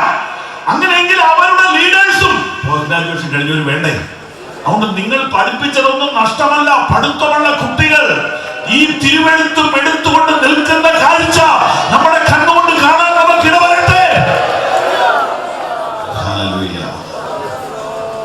ദൈവം തന്നോട് യാചിക്കുന്നവർക്ക്, സ്വർഗസ്ഥനായ പിതാവ് തന്നോട് യാചിക്കുന്നവർക്ക് പരിശുദ്ധാത്മാവിനെ എത്ര അധികം കൊടുക്കും. നിങ്ങളുടെ കുട്ടികൾ ആത്മാവ് പ്രാപിക്കാൻ നിങ്ങൾ പ്രാർത്ഥിക്കുക. ഹല്ലേലൂയ. ആത്മാവ് പ്രാപിക്കാൻ എന്ത് ചെയ്യണം? ആത്മാവ് പ്രാപിക്കാൻ പ്രാർത്ഥിക്കണം. പിന്നെ എന്ത് ചെയ്യണം? അതിനെക്കുറിച്ചുള്ള കാര്യങ്ങൾ അവരെ ബോധ്യപ്പെടുത്തണം, ബോധവൽക്കരിക്കണം. അറിയാത്ത ഒന്നും നമ്മൾ ചോദിക്കത്തില്ല, അറിയാമെന്ന് ചോദിക്കും. അതുകൊണ്ടാണ് കമ്പനിക്കാർ ഒരു സാധനം മാർക്കറ്റിൽ ഇറക്കുന്നതിന് മുമ്പ് പരസ്യം തുടങ്ങും. അറിഞ്ഞു കേട്ട് ചെന്ന് ചോദിക്കാൻ വേണ്ടിയിട്ടാണ്. പരിശുദ്ധാത്മാഭിഷേകം ഭൂമിയിൽ ആരംഭിക്കുന്നതിന് മുമ്പ് തന്നെ അഡ്വർടൈസ്മെന്റുമായിട്ട് സ്നാപകയോഗനെ അയച്ചു. ആത്മസ്നാനം, ആത്മനിറവ്, കൃപാവരങ്ങളുടെ ശുശ്രൂഷയും അനുഭവങ്ങളും വെളിപ്പെടുന്നതിന് വർഷങ്ങൾക്ക് മുമ്പ് സ്നാപക യോഹന്നാൻ ഇതിന്റെ അനൗൺസ്മെന്റ് തുടങ്ങി. എന്റെ പിന്നാലെ ഒരുവൻ വരുന്നുണ്ട്, അവൻ നിങ്ങളെ പരിശുദ്ധാത്മാവിലും തീയിലും സ്നാനം കഴിപ്പിക്കും. കുറെ കാലം പ്രസംഗിച്ചു. അതിനുവേണ്ടി കർത്താവായ യേശു അത് ആവർത്തിച്ചു. യോഹന്നാൻ വെള്ളം കൊണ്ട് സ്നാനം കഴിപ്പിച്ചു എന്ന് പറഞ്ഞ് തുടങ്ങി. കർത്താവ് അതിനെ വിവരിക്കുകയാണ്. ഇങ്ങനെ പറഞ്ഞു കേൾവിക്കാർ ആത്മനിറവിന് വേണ്ടി കൊതിച്ചു, ആത്മനിറവിന് വേണ്ടി ഒരുങ്ങി. അതുകൊണ്ടാണ് മർക്കോസിന്റെ മാളികമുറിയിൽ ആ ഒരു വലിയ കൂട്ടം ആത്മനിറവിലേക്ക് നടത്തപ്പെട്ടത്. അതുകൊണ്ട് മാതാപിതാക്കളെ, നിങ്ങൾ നിങ്ങളുടെ കുഞ്ഞുങ്ങളെ ആത്മനിറവിലേക്ക് വരുവാൻ നിർബന്ധിക്കുമോ? നിങ്ങൾ നിങ്ങളുടെ കുഞ്ഞുങ്ങളെ പരിശുദ്ധാത്മ സ്നാനത്തിന് വേണ്ടി ഉത്സാഹിപ്പിക്കുമോ? എന്ത് ചെലവ് ചെയ്തും നിങ്ങൾ നിങ്ങളുടെ മക്കളെ കാത്തിരിപ്പിയോഗത്തിന് വിടണം. പ്രവാചകന്മാരെയും ആത്മനിറവിന് വേണ്ടി കൈവച്ച് പ്രാർത്ഥിക്കുന്ന ദൈവദാസന്മാരെയും നിങ്ങൾ വരുത്തി പ്രാർത്ഥനയ്ക്ക് ഇടണം. അവരെ മുറിയിലിട്ട് അടയ്ക്കണം. അവർ പ്രാർത്ഥിക്കേണ്ടിരുന്ന് എന്താ പ്രയോജനം? പരിശുദ്ധാത്മാവ് പ്രാപിച്ചാൽ അവരുടെ പ്രാർത്ഥനാ ജീവിതം മാറും, അവരുടെ വിശുദ്ധ ജീവിതം വർദ്ധിക്കും, അവർക്ക് വചനധ്യാനം വർദ്ധിക്കും, അവർക്ക് സുവിശേഷ വേലയോടുള്ള താല്പര്യം വർദ്ധിക്കും. ഈ 4 കാര്യം ഉറപ്പാണ്. അവർ പ്രാർത്ഥിക്കാൻ തുടങ്ങും. അവർ ബൈബിൾ വായിക്കാൻ തുടങ്ങും. അതിനു മുമ്പ് ബൈബിൾ വായിച്ചാലൊന്നും ഒന്നും മനസ്സിലാകത്തില്ല. കുറച്ചൊക്കെ മനസ്സിലാവുമെങ്കിലും അതിന്റെ ലെവലങ്ങ് മാറും. ആത്മനിറവിൽ ബൈബിളിലോട്ട് നോക്കുമ്പോൾ ഇന്നലെ വരെ കാണാത്ത അർത്ഥങ്ങൾ ദൈവം കാണിച്ചു തരാൻ തുടങ്ങും.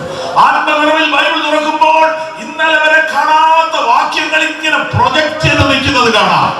അയ്യോ, പരിശുദ്ധാത്മനിറവിനെ ഗൗരവത്തോടുകൂടെ കാണുവാൻ ഞാൻ നിങ്ങളെ നിർബന്ധിക്കുന്നു. അതുകൊണ്ട് സഹോദരങ്ങളെ, കുഞ്ഞുങ്ങളെ, യൗവനക്കാരെ, മാതാപിതാക്കളെ, പരിശുദ്ധാത്മനിറവിന് വേണ്ടി ദാഹിക്കുക, പരിശുദ്ധാത്മനിറവിന് വേണ്ടി പ്രാർത്ഥിക്കുക. അന്യഭാഷയിൽ സംസാരിക്കുന്നതിനെ ഗൗരവത്തോടുകൂടെ തന്നെ കാണുക. പ്രവചനത്തെയും വെളിപ്പാടിനെയും ദർശനത്തെയും അതിന്റെ പൂർണ്ണ ഗൗരവത്തിൽ കാണുക.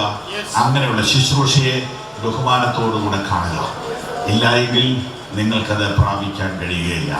പുച്ഛഭാവത്തോടുകൂടെയോ പരിഹാസ ചുവയോടുകൂടിയോ കൃപാവരങ്ങളെയും ആത്മനിറവിന്റെ ശുശ്രൂഷയെയും അവഹേളിക്കുകയോ അപമാനിക്കുകയോ ചെയ്തിട്ടുണ്ടെങ്കിൽ ഈ പ്രാരംഭരാത്രിയിൽ അവിടെ ഇരുന്ന് ക്ഷമ പറയുക. റാന്നി കൺവെൻഷൻ തീരുന്നതിന് മുമ്പ് ഇവിടെയുള്ള ചെറുപ്പക്കാർ ആത്മാവിൽ നിറഞ്ഞാൽ പിടിച്ചു നിർത്താൻ പറ്റാത്തൊരാത്മപ്രവാഹമായി ഈ യോഗങ്ങൾ തീരട്ടെ എന്ന് ഞാൻ പ്രാർത്ഥിക്കുന്നു. ഞാൻ അങ്ങനെ സ്വപ്നം കാണും. ഇവിടെ പാടുന്ന സ്റ്റാൻലി ബ്രദർ വർഷങ്ങൾക്ക് മുമ്പ് അന്നാണ് ഞാൻ ആ സഹോദരനെ പരിചയപ്പെടുന്നത്. അന്ന് അദ്ദേഹം അൺമാരീഡാണ്. വിവാഹം കഴിച്ചിട്ടില്ല. പിറവത്ത് സിനിമാ തിയേറ്റർ വാടകയ്ക്ക് എടുത്ത് ഒരു മാസത്തെ ഫാസ്റ്റിംഗ് പ്രയർ നടത്തിയപ്പോൾ 2 ദിവസത്തെ യോഗത്തിന് വേണ്ടി ഇദ്ദേഹം അവിടെ വന്നതാണ്. അവിടെ വന്ന് മീറ്റിംഗ് തുടങ്ങിക്കഴിഞ്ഞപ്പോൾ എന്നോട് പറഞ്ഞു, ഞാൻ പോകുന്നില്ല, ഞാൻ ഫുൾ ഫാസ്റ്റിംഗ് ഇവിടെ തന്നെ തുടരുക എന്ന് പറഞ്ഞു. ആ പ്രാർത്ഥനാ യോഗങ്ങൾ തീർന്നപ്പോൾ 62 പിള്ളേർ അഭിഷേകം പ്രാപിച്ചു. ആദ്യാദ്യമായ യോഗങ്ങളോടൊരു വിമുഖ മനോഭാവത്തോടുകൂടെ ഇരുന്ന ഒരച്ചായൻ. നമുക്ക് മോഹം കാണും, നല്ല മനുഷ്യരാണ്, പക്ഷെ എല്ലാ കാര്യത്തോടും എല്ലാവർക്കും യോജിപ്പില്ല. എന്നാന്ന് വെച്ചാൽ അവിടെ ഈ ഭൂതം ബാധിച്ച ഒരു സ്ത്രീയൊക്കെ ഇങ്ങനെ അവിടെ തൊട്ട് ചാടി ഉരുണ്ടി നടുക്കൂടെ ഉരുണ്ടൊക്കെ വരുമ്പോൾ മാന്യന്മാർക്ക് അതൊക്കെ ഒരു ചെറിയ ബുദ്ധിമുട്ടാണ്, എനിക്കറിയാം. പക്ഷെ എന്നാ ചെയ്യാനാ, ഇതാ ബന്ധക്കോസ്. ആത്മശക്തി വ്യാപരിച്ചാലേ കുഴപ്പമുള്ളൂ, അല്ല ഇതൊന്നും ഇളകത്തില്ല. ഭൂതമൊക്കെ ഇരിപ്പുണ്ടെന്നേ, ഭൂതമൊക്കെ ഇരിപ്പുണ്ട്, ഇളകണേ അതിനൊരു സമയമാണ്. പിന്നെ പലതരം ഭൂതം ഇരിപ്പുണ്ട്. ആത്മാവിന്റെ ശുചിത്വ വെളിപ്പെടുമ്പോൾ കാണാം ആർക്കൊക്കെ ഉള്ളത്. അന്ന് ആ സ്ത്രീ അത് ഇടയപ്പോൾ എനിക്കൊരു കാര്യം മനസ്സിലായി. സ്വോത്രം പറയാതെ കണ്ണും തുറന്നിരുന്നവരെല്ലാം സ്വോത്രം പറയാൻ തുടങ്ങി. രക്തജയം വെറുതെ കുലിഞ്ഞ ശക്തി വന്നിട്ടല്ല, പേടിച്ചിട്ടാ. കാരണം ഇത് അങ്ങോട്ട് കയറാതിരിക്കാനാ.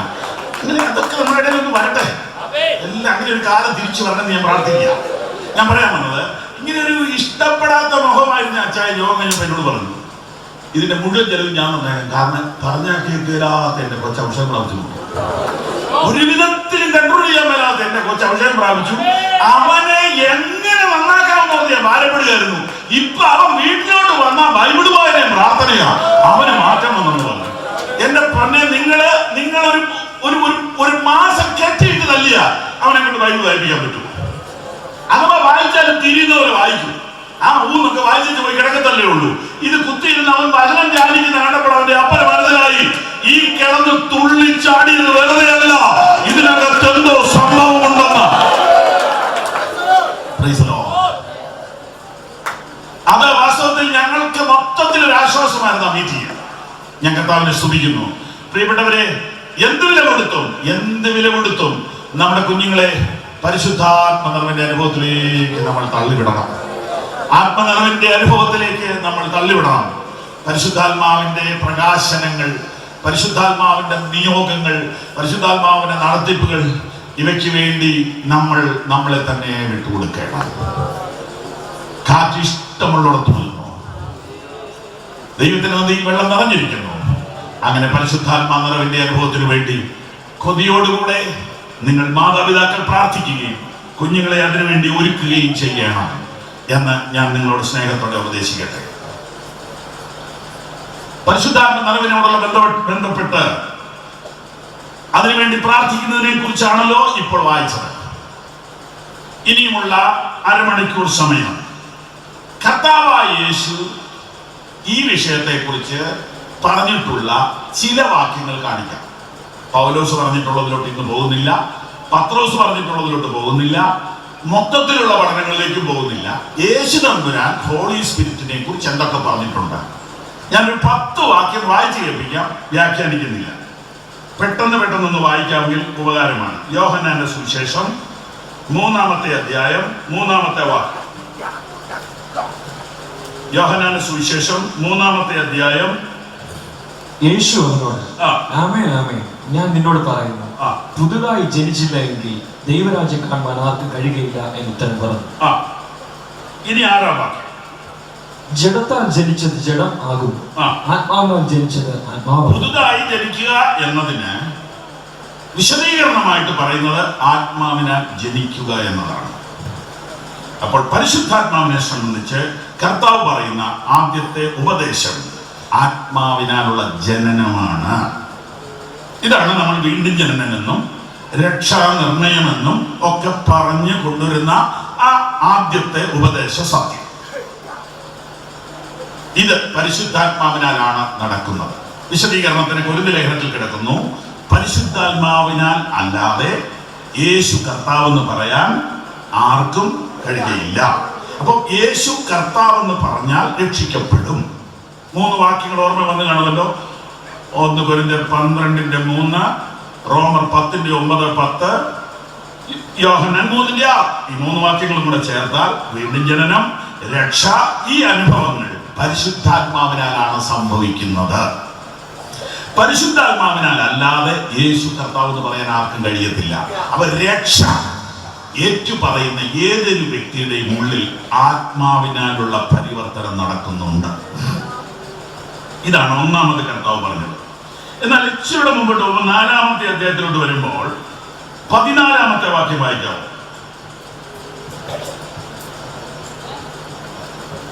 ഈ വെള്ളം കുടിക്കുന്നവനെല്ലാം ഒരു നാളും ദാഹിക്കയില്ല. ഞാൻ കൊടുക്കുന്ന വെള്ളം അവനിൽ നിത്യജീവനിലേക്ക് പൊങ്ങി വരുന്ന നീരുറവയായി തീരും എന്നുത്തരം പറഞ്ഞു. ഞാൻ കൊടുക്കുന്ന വെള്ളം കുടിക്കുന്നവന് ഒരു നാളും ദാഹിക്കുകയില്ല. ആത്മാവിനാൽ ജനിക്കുക എന്ന അനുഭവത്തിൽ നിന്ന് അല്പം കൂടെ പുരോഗമനം വരുന്ന ഒരു വാക്കാണത്. ഞാൻ കൊടുക്കുന്ന വെള്ളം കുടിക്കുന്നവന് ഒരു നാളും ദാഹിക്കുകയില്ല. കുറച്ചുകൂടെ താഴോട്ട് വരുമ്പോൾ 24-ാം വാക്യത്തിൽ വരുമ്പോൾ ദൈവം ആത്മാവാകുന്നു, അവനെ നമസ്കരിക്കുന്നവർ ആത്മാവിലും സത്യത്തിലും നമസ്കരിക്കണം. അപ്പോൾ ആത്മാവിനെ പാനം ചെയ്യുന്ന അനുഭവം, ആത്മാവിൽ ആരാധിക്കുന്ന അനുഭവം, ആത്മാവിനാൽ ജനിക്കുന്ന അനുഭവം, ഇതെല്ലാം തത്വത്തിൽ വലിയ അകലമൊന്നുമില്ല, അടുത്തടുത്ത കാര്യങ്ങളാണെങ്കിലും കർത്താവ് ഇതിനെ കുറിച്ച് പറയുന്നത് നിങ്ങളൊന്ന് നോട്ട് ചെയ്യണം. എന്തിനാണെന്നറിയാമോ? നിങ്ങളെ ആത്മസ്ഥാനത്തിന് വേണ്ടി ഒരുക്കാനുള്ള ഒരു ജസ്റ്റ് ആദ്യത്തെ ഫസ്റ്റ് സ്റ്റെപ്പായി പറയുന്നത്. ഫസ്റ്റ് സ്റ്റെപ്പ് കർത്താവായ യേശു പറഞ്ഞ കാര്യങ്ങൾ കേൾക്ക്. ആത്മാവിനാൽ ജനിക്കുക, ആത്മാവിനെ പാനം ചെയ്യുക, ആത്മാവിൽ ആരാധിക്കുക. ഓക്കെ, ഇനി മുമ്പോട്ട് പോകുമ്പോൾ നമുക്ക് എല്ലാവർക്കും അറിയാവുന്ന 7:37 7:37 ഉത്സവത്തിന്റെ മഹാദിനമായ ഒടുക്കത്തെ നാളിൽ യേശു നിന്നുകൊണ്ട് ദാഹിക്കുന്നവനെല്ലാം എന്റെ അടുക്കൽ വന്ന് കുടിക്കട്ടെ. എന്നിൽ വിശ്വസിക്കുന്നവന്റെ ഉള്ളിൽ നിന്ന് തിരുവെഴുത്ത് പറയുന്നത് പോലെ ജീവജലത്തിന്റെ നദികൾ ഒഴുകും എന്ന് വിളിച്ചു പറഞ്ഞു. അടുത്ത വാക്യം, അവൻ ഇത് തന്നിൽ വിശ്വസിക്കുന്നവർക്ക് ലഭിപ്പാനുള്ള ആത്മാവിനെ കുറിച്ചും ആകുന്നു പറഞ്ഞത്. ലഭിപ്പാനുള്ള. അടുത്ത വാചകം നോക്കി. നെക്സ്റ്റ് ലൈൻ വായിച്ചു. യേശു അന്ന് തേജസ്കരിക്കപ്പെട്ടിട്ടില്ലായികയാൽ എന്ന് പറഞ്ഞാൽ എന്താ അർത്ഥം? കർത്താവ് മരിച്ചിട്ടില്ല, അടക്കം നടന്നിട്ടില്ല, ഉയർപ്പ് നടന്നിട്ടില്ല, തേജസ്കരിക്കപ്പെട്ടിട്ടില്ല. അതതിന്റെ അർത്ഥം. യേശു അന്ന് തേജസ്കരിക്കപ്പെട്ടില്ലാത്തത് കൊണ്ട് ആത്മാവ് വന്നിട്ടില്ല. അപ്പൊ പരിശുദ്ധാത്മാവ് വന്നിട്ടില്ലെന്ന്. അപ്പം കർത്താവ് മരിച്ചടക്കപ്പെട്ട് ഉയർത്തെഴുന്നേറ്റ് പിതാവിനോട് ചോദിച്ച് പരിശുദ്ധാത്മാവിനെ അയക്കുന്ന ആ അനുഭവം മുൻകൂട്ടി പറയുന്നതാണ് 7:37. മുൻകൂട്ടി പറയുക, പ്രവചനമാണത്. ആദ്യത്തെ വാക്യങ്ങളിൽ പറഞ്ഞതിൽ നിന്നും ഒരു ലെവലും കൂടെ ഉയർന്നതാണിത്. അപ്പൊ ആത്മാവിനാൽ ജനിക്കുന്ന അനുഭവവും ആത്മാവിനെ പാനം ചെയ്യുന്ന അനുഭവവും രണ്ടും രണ്ടാ. ദാഹിക്കുന്നവനെല്ലാം എന്റെ അടുക്കൽ വന്ന് കുടിക്കട്ടെ. അത് തന്നെ ശമരിയാസ്ത്രീയോട് പറഞ്ഞു, ഞാൻ നിനക്ക് വെള്ളം തരാം. പക്ഷെ അടുത്തൊരു ലെവൽ, എന്നിൽ വിശ്വസിക്കുന്നവന്റെ ഉള്ളിൽ നിന്ന് തിരുവെഴുത്ത് പറയുന്നത് പോലെ ജീവജലത്തിന്റെ നദികൾ ഒഴുകും, നിന്നിലേക്ക് വരും, നിന്നിൽ നിന്ന് പുറത്തേക്ക് ഒഴുകും. നിന്റെ ദാഹം തീരും, അനേകരുടെ ദാഹം നിന്നിലൂടെ തീരും. ഇതെന്തുവാ? കർത്താവ് തന്നെ പറയുന്നു, അത് പരിശുദ്ധാത്മ അഭിഷേകത്തെ കുറിച്ച് പറയുന്നത്. അന്ന് വരെ പരിശുദ്ധാത്മാവ് വന്നിട്ടില്ല. അപ്പൊ അപ്പോസ്തല പ്രവൃത്തി 2-ാം അധ്യായത്തിൽ തുടങ്ങി ഇന്ന് വരെ നടന്നുകൊണ്ടിരിക്കുന്ന ആ അനുഭവമാണ് 7:37 പറഞ്ഞത്. ദാഹിക്കുന്നവനെല്ലാം എന്റെ അടുക്കൽ വന്ന് കുടിക്കട്ടെ. അപ്പോൾ രക്ഷിക്കപ്പെടുന്നതിന് ശേഷം ആത്മാവിനെ പ്രാപിക്കുവാനുള്ള ദാഹത്തോടു കൂടെ ഒരു വ്യക്തി ദൈവസന്നിധിയിൽ വന്ന് പ്രാർത്ഥിക്കുമ്പോൾ അവന് ലഭിക്കുന്ന ആ രണ്ടാമത്തെ ആത്മാവിന്റെ അനുഭവമല്ലേ ഈ പറഞ്ഞിരിക്കുന്നത്? ദാഹിക്കുന്നവനെല്ലാം എന്റെ അടുക്കൽ വന്ന് കുടിക്കട്ടെ. പ്രിയപ്പെട്ടവരെ, അങ്ങനെ ഒരു ദാഹത്തോടുകൂടെ നിങ്ങൾ ദൈവസന്നിധിയിലേക്ക് ഈ ദിവസങ്ങളിൽ അടുത്തുവാ. എല്ലാ മീറ്റിംഗിലും ഈ ഒരു പ്രാർത്ഥന ആയിരിക്കട്ടെ. ഏത് മീറ്റിംഗിലും ഉപവാസ പ്രാർത്ഥനയോ സഭായോഗമോ കൺവെൻഷനോ എന്തുമാകട്ടെ, നിങ്ങളുടെ പ്രാർത്ഥന അതായിരിക്കട്ടെ. സ്തോത്രം, സ്തോത്രം, സ്തോത്രം, സ്തോത്രം, സ്തോത്രം, സ്തോത്രം, സ്തോത്രം. നിങ്ങൾക്ക് മറക്കാനാവാത്ത അനുഭവം ദൈവം നിങ്ങൾക്ക് തരും. അപ്പോഴേ നിങ്ങൾക്ക് കണ്ണ് അടയ്ക്കാൻ പറ്റുള്ളൂ. അപ്പോഴേ നിങ്ങളുടെ കണ്ണ് നിറയത്തുള്ളൂ. നിങ്ങൾക്ക് ദൈവത്തിൽ കരയാൻ പറ്റത്തുള്ളൂ. അപ്പോഴേ നിങ്ങൾക്ക് ദൈവവചനത്തിൽ സന്തോഷിക്കാൻ പറ്റത്തുള്ളൂ. അപ്പോഴേ നാടിന്റെ കെട്ടു പൊട്ടത്തുള്ളൂ. ആൾക്കാരെ കേൾക്കില്ല എന്നുള്ള നാണം മാറിയിട്ട് ഹല്ലേലൂയ വാ തുറന്ന് പറയാൻ നിങ്ങൾക്ക് കഴിയണമെങ്കിൽ ആത്മശക്തി വരണം. കോലഞ്ചേരി ടൗണിൽ ഇപ്പൊ ഒരു സഭയുണ്ട്. ടൗണിൽ നിന്ന് ഒരു 2 കിലോമീറ്റർ മാറി ഒരു സഭയുണ്ട്. ആ സഭയാണ് അന്ന് കോലഞ്ചേരി സഭ. ഏതാണ്ട് 84 കാലഘട്ടത്തിൽ അന്ന് ഞങ്ങൾ അവിടെ ആദ്യമായി സഭാശുശ്രൂഷ ചെയ്യുമ്പോൾ ഒരു കുഞ്ഞു വാടക കെട്ടിടത്തിൽ അതിനടുത്തുള്ള ഒരു പഴയ സഭയിൽ നിന്ന് ഇങ്ങോട്ട് മാറിപ്പോന്ന കുറച്ച് പേരവിടെയുണ്ട്. ഒരു 5 കുടുംബം. ഞാൻ എല്ലാ ആഴ്ചയും പരിശുദ്ധാത്മാവിനെ കുറിച്ച് പറയുക. ചെറുപ്പക്കാരനായ കൊച്ചു പിള്ളേരെ കൂട്ടത്തിൽ കൂട്ടാവുന്ന ഞാൻ അന്ന് പരിശുദ്ധാത്മാവിനെ കുറിച്ച് എല്ലാ ഞായറാഴ്ചയും പറയുക. സഭയിലെ പ്രധാനപ്പെട്ട ഒരു മൂപ്പൻ, ഒരു അച്ചായൻ, വളരെ സ്നേഹത്തോടെ എന്നെ വീട്ടിൽ വിളിച്ച് എന്നോട് പറഞ്ഞു, പാസ്റ്ററെ, ഇതല്ലാതെ വേറെ എന്തെങ്കിലും പ്രസംഗിക്കാൻ മേലെ?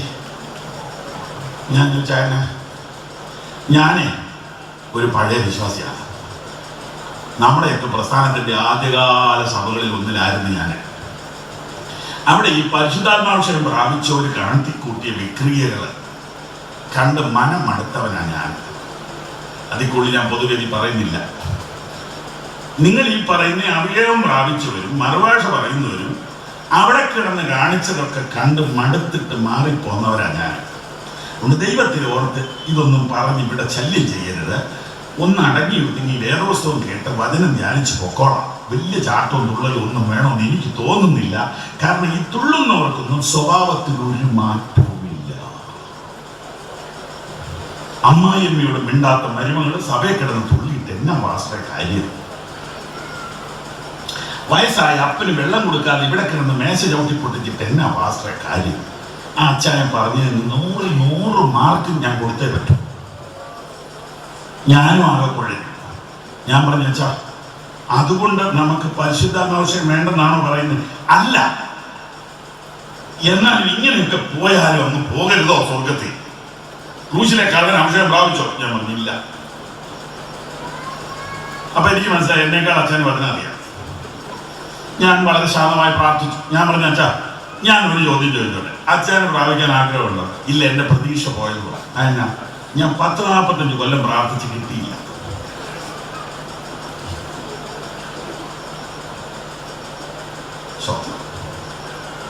അന്നൊക്കെ കമ്മിറ്റിയിൽ എടുക്കണമെന്നുണ്ടെങ്കിൽ അഭിഷേകം പ്രാപിക്കണമെന്നായിരുന്നു. അപ്പൊ അന്നൊരിക്കൽ കമ്മിറ്റി വന്നപ്പോ ഒരാളുടെ പേര് വന്നു. ഞങ്ങളൊക്കെ ജനറൽ ബോർഡിൽ ഇരിപ്പുണ്ട്. അപ്പൊ കമ്മിറ്റിയിൽ ഒരാളുടെ പേര് വന്നപ്പോൾ ഒരാൾ പറഞ്ഞു, അയാൾ അഭിഷേകം പ്രാപിച്ചതല്ല.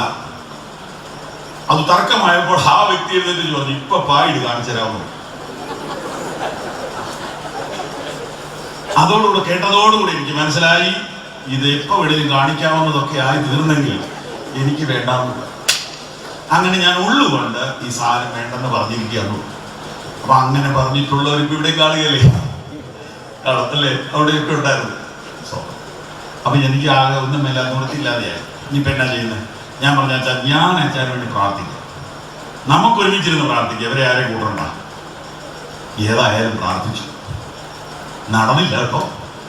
എന്നാലും അച്ഛൻ്റെ മനസ്സിലൊരു ചെറിയ ആഗ്രഹമാണ്. ആ പഴയ ആ മുൻവിധി മാറി.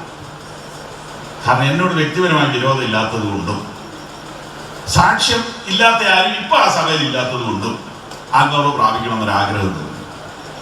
അങ്ങനെ ആഴ്ചയിൽ 1-2, എനിക്ക് അന്നിങ്ങനെ തിരക്കില്ലാത്ത കാലമായതുകൊണ്ട് 35 കൊല്ലം മുമ്പാണ് ഞങ്ങൾ ഇരുന്ന് ആഴ്ചയിൽ 2-3 ദിവസം പ്രാർത്ഥിക്കും.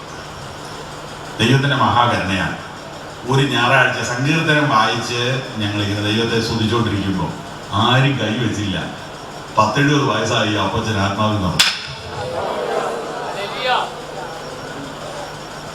ആർക്ക് നിഷേധിക്കാൻ പറ്റാത്ത പോലെ ഈ അച്ചായൻ അവിടെ അങ്ങ് മൊത്തം ഇളക്കി പറിച്ചു. കാരണം ഇത്രയും നാൾ കെട്ടിവെച്ചതെല്ലാം അങ്ങ് പൊട്ടിയതിന്റെ ലക്ഷണമാക്കണം. അച്ചായൻ അന്നത്തെ സഭായം മുഴുവൻ അച്ചായൻ തന്നെ കൈകാര്യം ചെയ്തു. അന്നത്തെ മണിക്കൂറുകൾ എത്ര പോയെന്ന് അറിഞ്ഞുകൂടാ. ഒരു വലിയ അനുഭവമായിരുന്നു. അതുകൊണ്ട് എന്ത് ഗുണം കിട്ടിയെന്നറിയാം. ഇങ്ങനെയൊരു മൂപ്പൻ പ്രാപിക്കാവുന്നു, പിന്നെ ആർക്കാ പ്രാപിക്കാൻ മേലാത്ത. അപ്പോ ഈ മൂപ്പന്മാരുടെ അകത്ത് ഇരിക്കുന്ന സ്പിരിറ്റ് സഭയെ ബാധിക്കും. ആ ഒരു ഘട്ടം പൊട്ടിയതോടുകൂടെ അവിടുത്തെ ചെറുപ്പക്കാർ നിറയാൻ തുടങ്ങി, പുതുതായിട്ട് വന്നവർ നിറയാൻ തുടങ്ങി, പഴക്കം ചെന്ന പല കേസുകൾക്ക് മാറ്റം വരാൻ തുടങ്ങി. സഭയുടെ അതിര് വിശാലമായി. ഇന്ന് ആ ചർച്ച അവിടുത്തെ ഏറ്റവും മനോഹരമായ ചർച്ചയായി മാറി. പ്രിയപ്പെട്ടവരെ, നമ്മൾ ഏതെങ്കിലും 1-2 പേര് സാക്ഷ്യം നഷ്ടപ്പെടുത്തിയവർ കാണും. അതിന്റെ എവിടെയും ഇല്ലാത്ത ഏത് വിഷയത്തിനകത്തും കുറച്ച് കള്ളന്മാരില്ലേ? എത്രയോ വ്യാജ ഡോക്ടർമാരെ പിടിക്കുന്നു എന്നോർത്ത് ഡോക്ടർമാരെല്ലാം വ്യാജന്മാരാണ്. സ്തോത്രം, സ്തോത്രം, സ്തോത്രം, സ്തോത്രം, സ്തോത്രം. ഈ വിലയേറിയ അനുഭവത്തെ പുച്ഛിക്കാതെ നമുക്കൊന്ന് കരഞ്ഞ് പ്രാർത്ഥിക്കാം.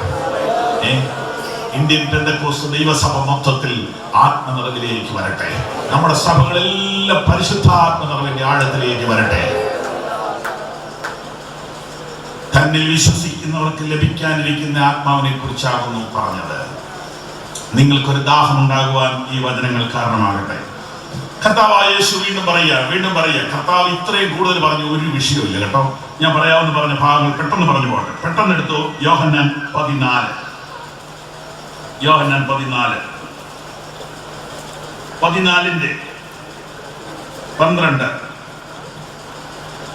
ആമേൻ, ആമേൻ. ഞാൻ നിങ്ങളോട് പറയുന്നു, ഞാൻ ചെയ്യുന്ന പ്രവൃത്തി എന്നിൽ വിശ്വസിക്കുന്നവനും ചെയ്യും. പിന്നെ ഞാൻ പിതാവിന്റെ അടുക്കൽ പോകുന്നത് കൊണ്ട് അതിൽ വലിയതും അവൻ ചെയ്യും. ആമേൻ.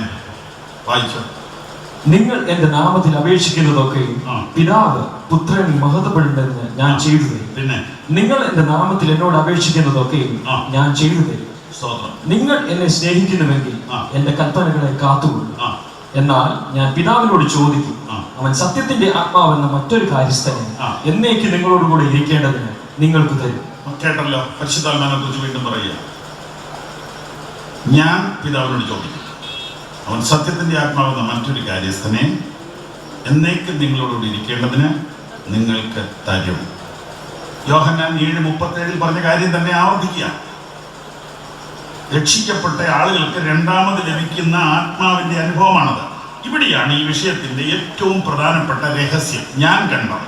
വേദോത്സവം പഠിക്കാൻ ആഗ്രഹിക്കുന്നവർക്ക് പറഞ്ഞുതരാം. അടുത്ത വാക്യം വായിച്ചു. എന്നാൽ ഞാൻ പിതാവിനോട് ചോദിക്കും, അവൻ സത്യത്തിന്റെ ആത്മാവ് എന്ന മറ്റൊരു കാര്യസ്ഥനെ എന്നേക്ക് നിങ്ങളോടുകൂടെ ഇരിക്കേണ്ടതിന് നിങ്ങൾക്ക് തരും. നിങ്ങൾക്ക് തരും. ലോകം അവനെ കാണുക. ലോകം അവനെ, എന്നെ ഒന്ന് ശ്രദ്ധിക്കണേ, ഒരു ക്ലാസ് പോലെ പറയുക. ലോകം അവനെ എന്ന് പറഞ്ഞാൽ ആരെ? കാര്യസ്ഥനെ. അങ്ങനെയാണെങ്കിൽ അവനെ എന്നുള്ളത് പരിശുദ്ധാത്മാവിനെ എന്നാക്കി വായിച്ചാണ്. വായിച്ചു പഠിക്കണ്ട. ലോകം പരിശുദ്ധാത്മാവിനെ കാണുകയോ അറിയുകയോ ചെയ്യാതെയാൽ അതിന് പരിശുദ്ധാത്മാവിനെ ലഭിക്കാൻ കഴിയുകയില്ല. ലോകം പരിശുദ്ധാത്മാവിനെ കാണുകയോ അറിയുകയോ ചെയ്യാത്തത് കൊണ്ട് ലോകത്തിന് അഥവാ രക്ഷിക്കപ്പെടാത്തവർക്ക് പറഞ്ഞു പേടിക്കണ്ട, പരിശുദ്ധാത്മാവിനെ ലഭിക്കുന്നില്ല. ഇനി എന്ത് വായിച്ചു? നിങ്ങളോ അവൻ നിങ്ങളോട് കൂടെ വസിക്കും. അവൻ മാറ്റ നിങ്ങളോ പരിശുദ്ധാത്മാവ് നിങ്ങളോട് കൂടെ വസിക്കുകയും നിങ്ങളിൽ ഇരിക്കുകയും ചെയ്യുന്നത് കൊണ്ട് പരിശുദ്ധാത്മാവിനെ അറിയും. അപ്പൊ പരിശുദ്ധാത്മാവിനെ ലഭിക്കുന്നത് ആർക്കാ? പരിശുദ്ധാത്മാവ് ഉള്ളിലുള്ളവർക്കാ. ഇവിടെയാണ് ഈ അടിസ്ഥാന ഉപദേശം തെറ്റിച്ചിട്ടിരിക്കുന്നത്. പരിശുദ്ധാത്മാവ് ഉള്ളിലുള്ളവർക്കാ പരിശുദ്ധാത്മാഭിഷേകം. വീണ്ടും വായിച്ചു. ബൈബിൾ എല്ലാവർക്കും ഒന്നല്ലേ? ഇത് മാറ്റാൻ നോക്കുകയല്ലോ. ഞാൻ പിതാവിനോട് ചോദിക്കും, അവൻ നിങ്ങൾക്ക് പരിശുദ്ധാത്മാവിനെ തരും. ആർക്ക്? പരിശുദ്ധാത്മാവ് ഉള്ളിലുള്ളവർക്ക്. പരിശുദ്ധാത്മാവ് എപ്പോഴാണ് ഉള്ളിൽ വന്നത്? രക്ഷിക്കപ്പെട്ടപ്പോ, യേശുവിനെ സ്വീകരിച്ചപ്പോ. അപ്പൊ ആത്മാവിന്റെ ഒന്നാമത്തെ അനുഭവമാണ് വീണ്ടും ജനനം. ആത്മാവിന്റെ രണ്ടാമത്തെ അനുഭവമാണ് ആത്മനിറവ്.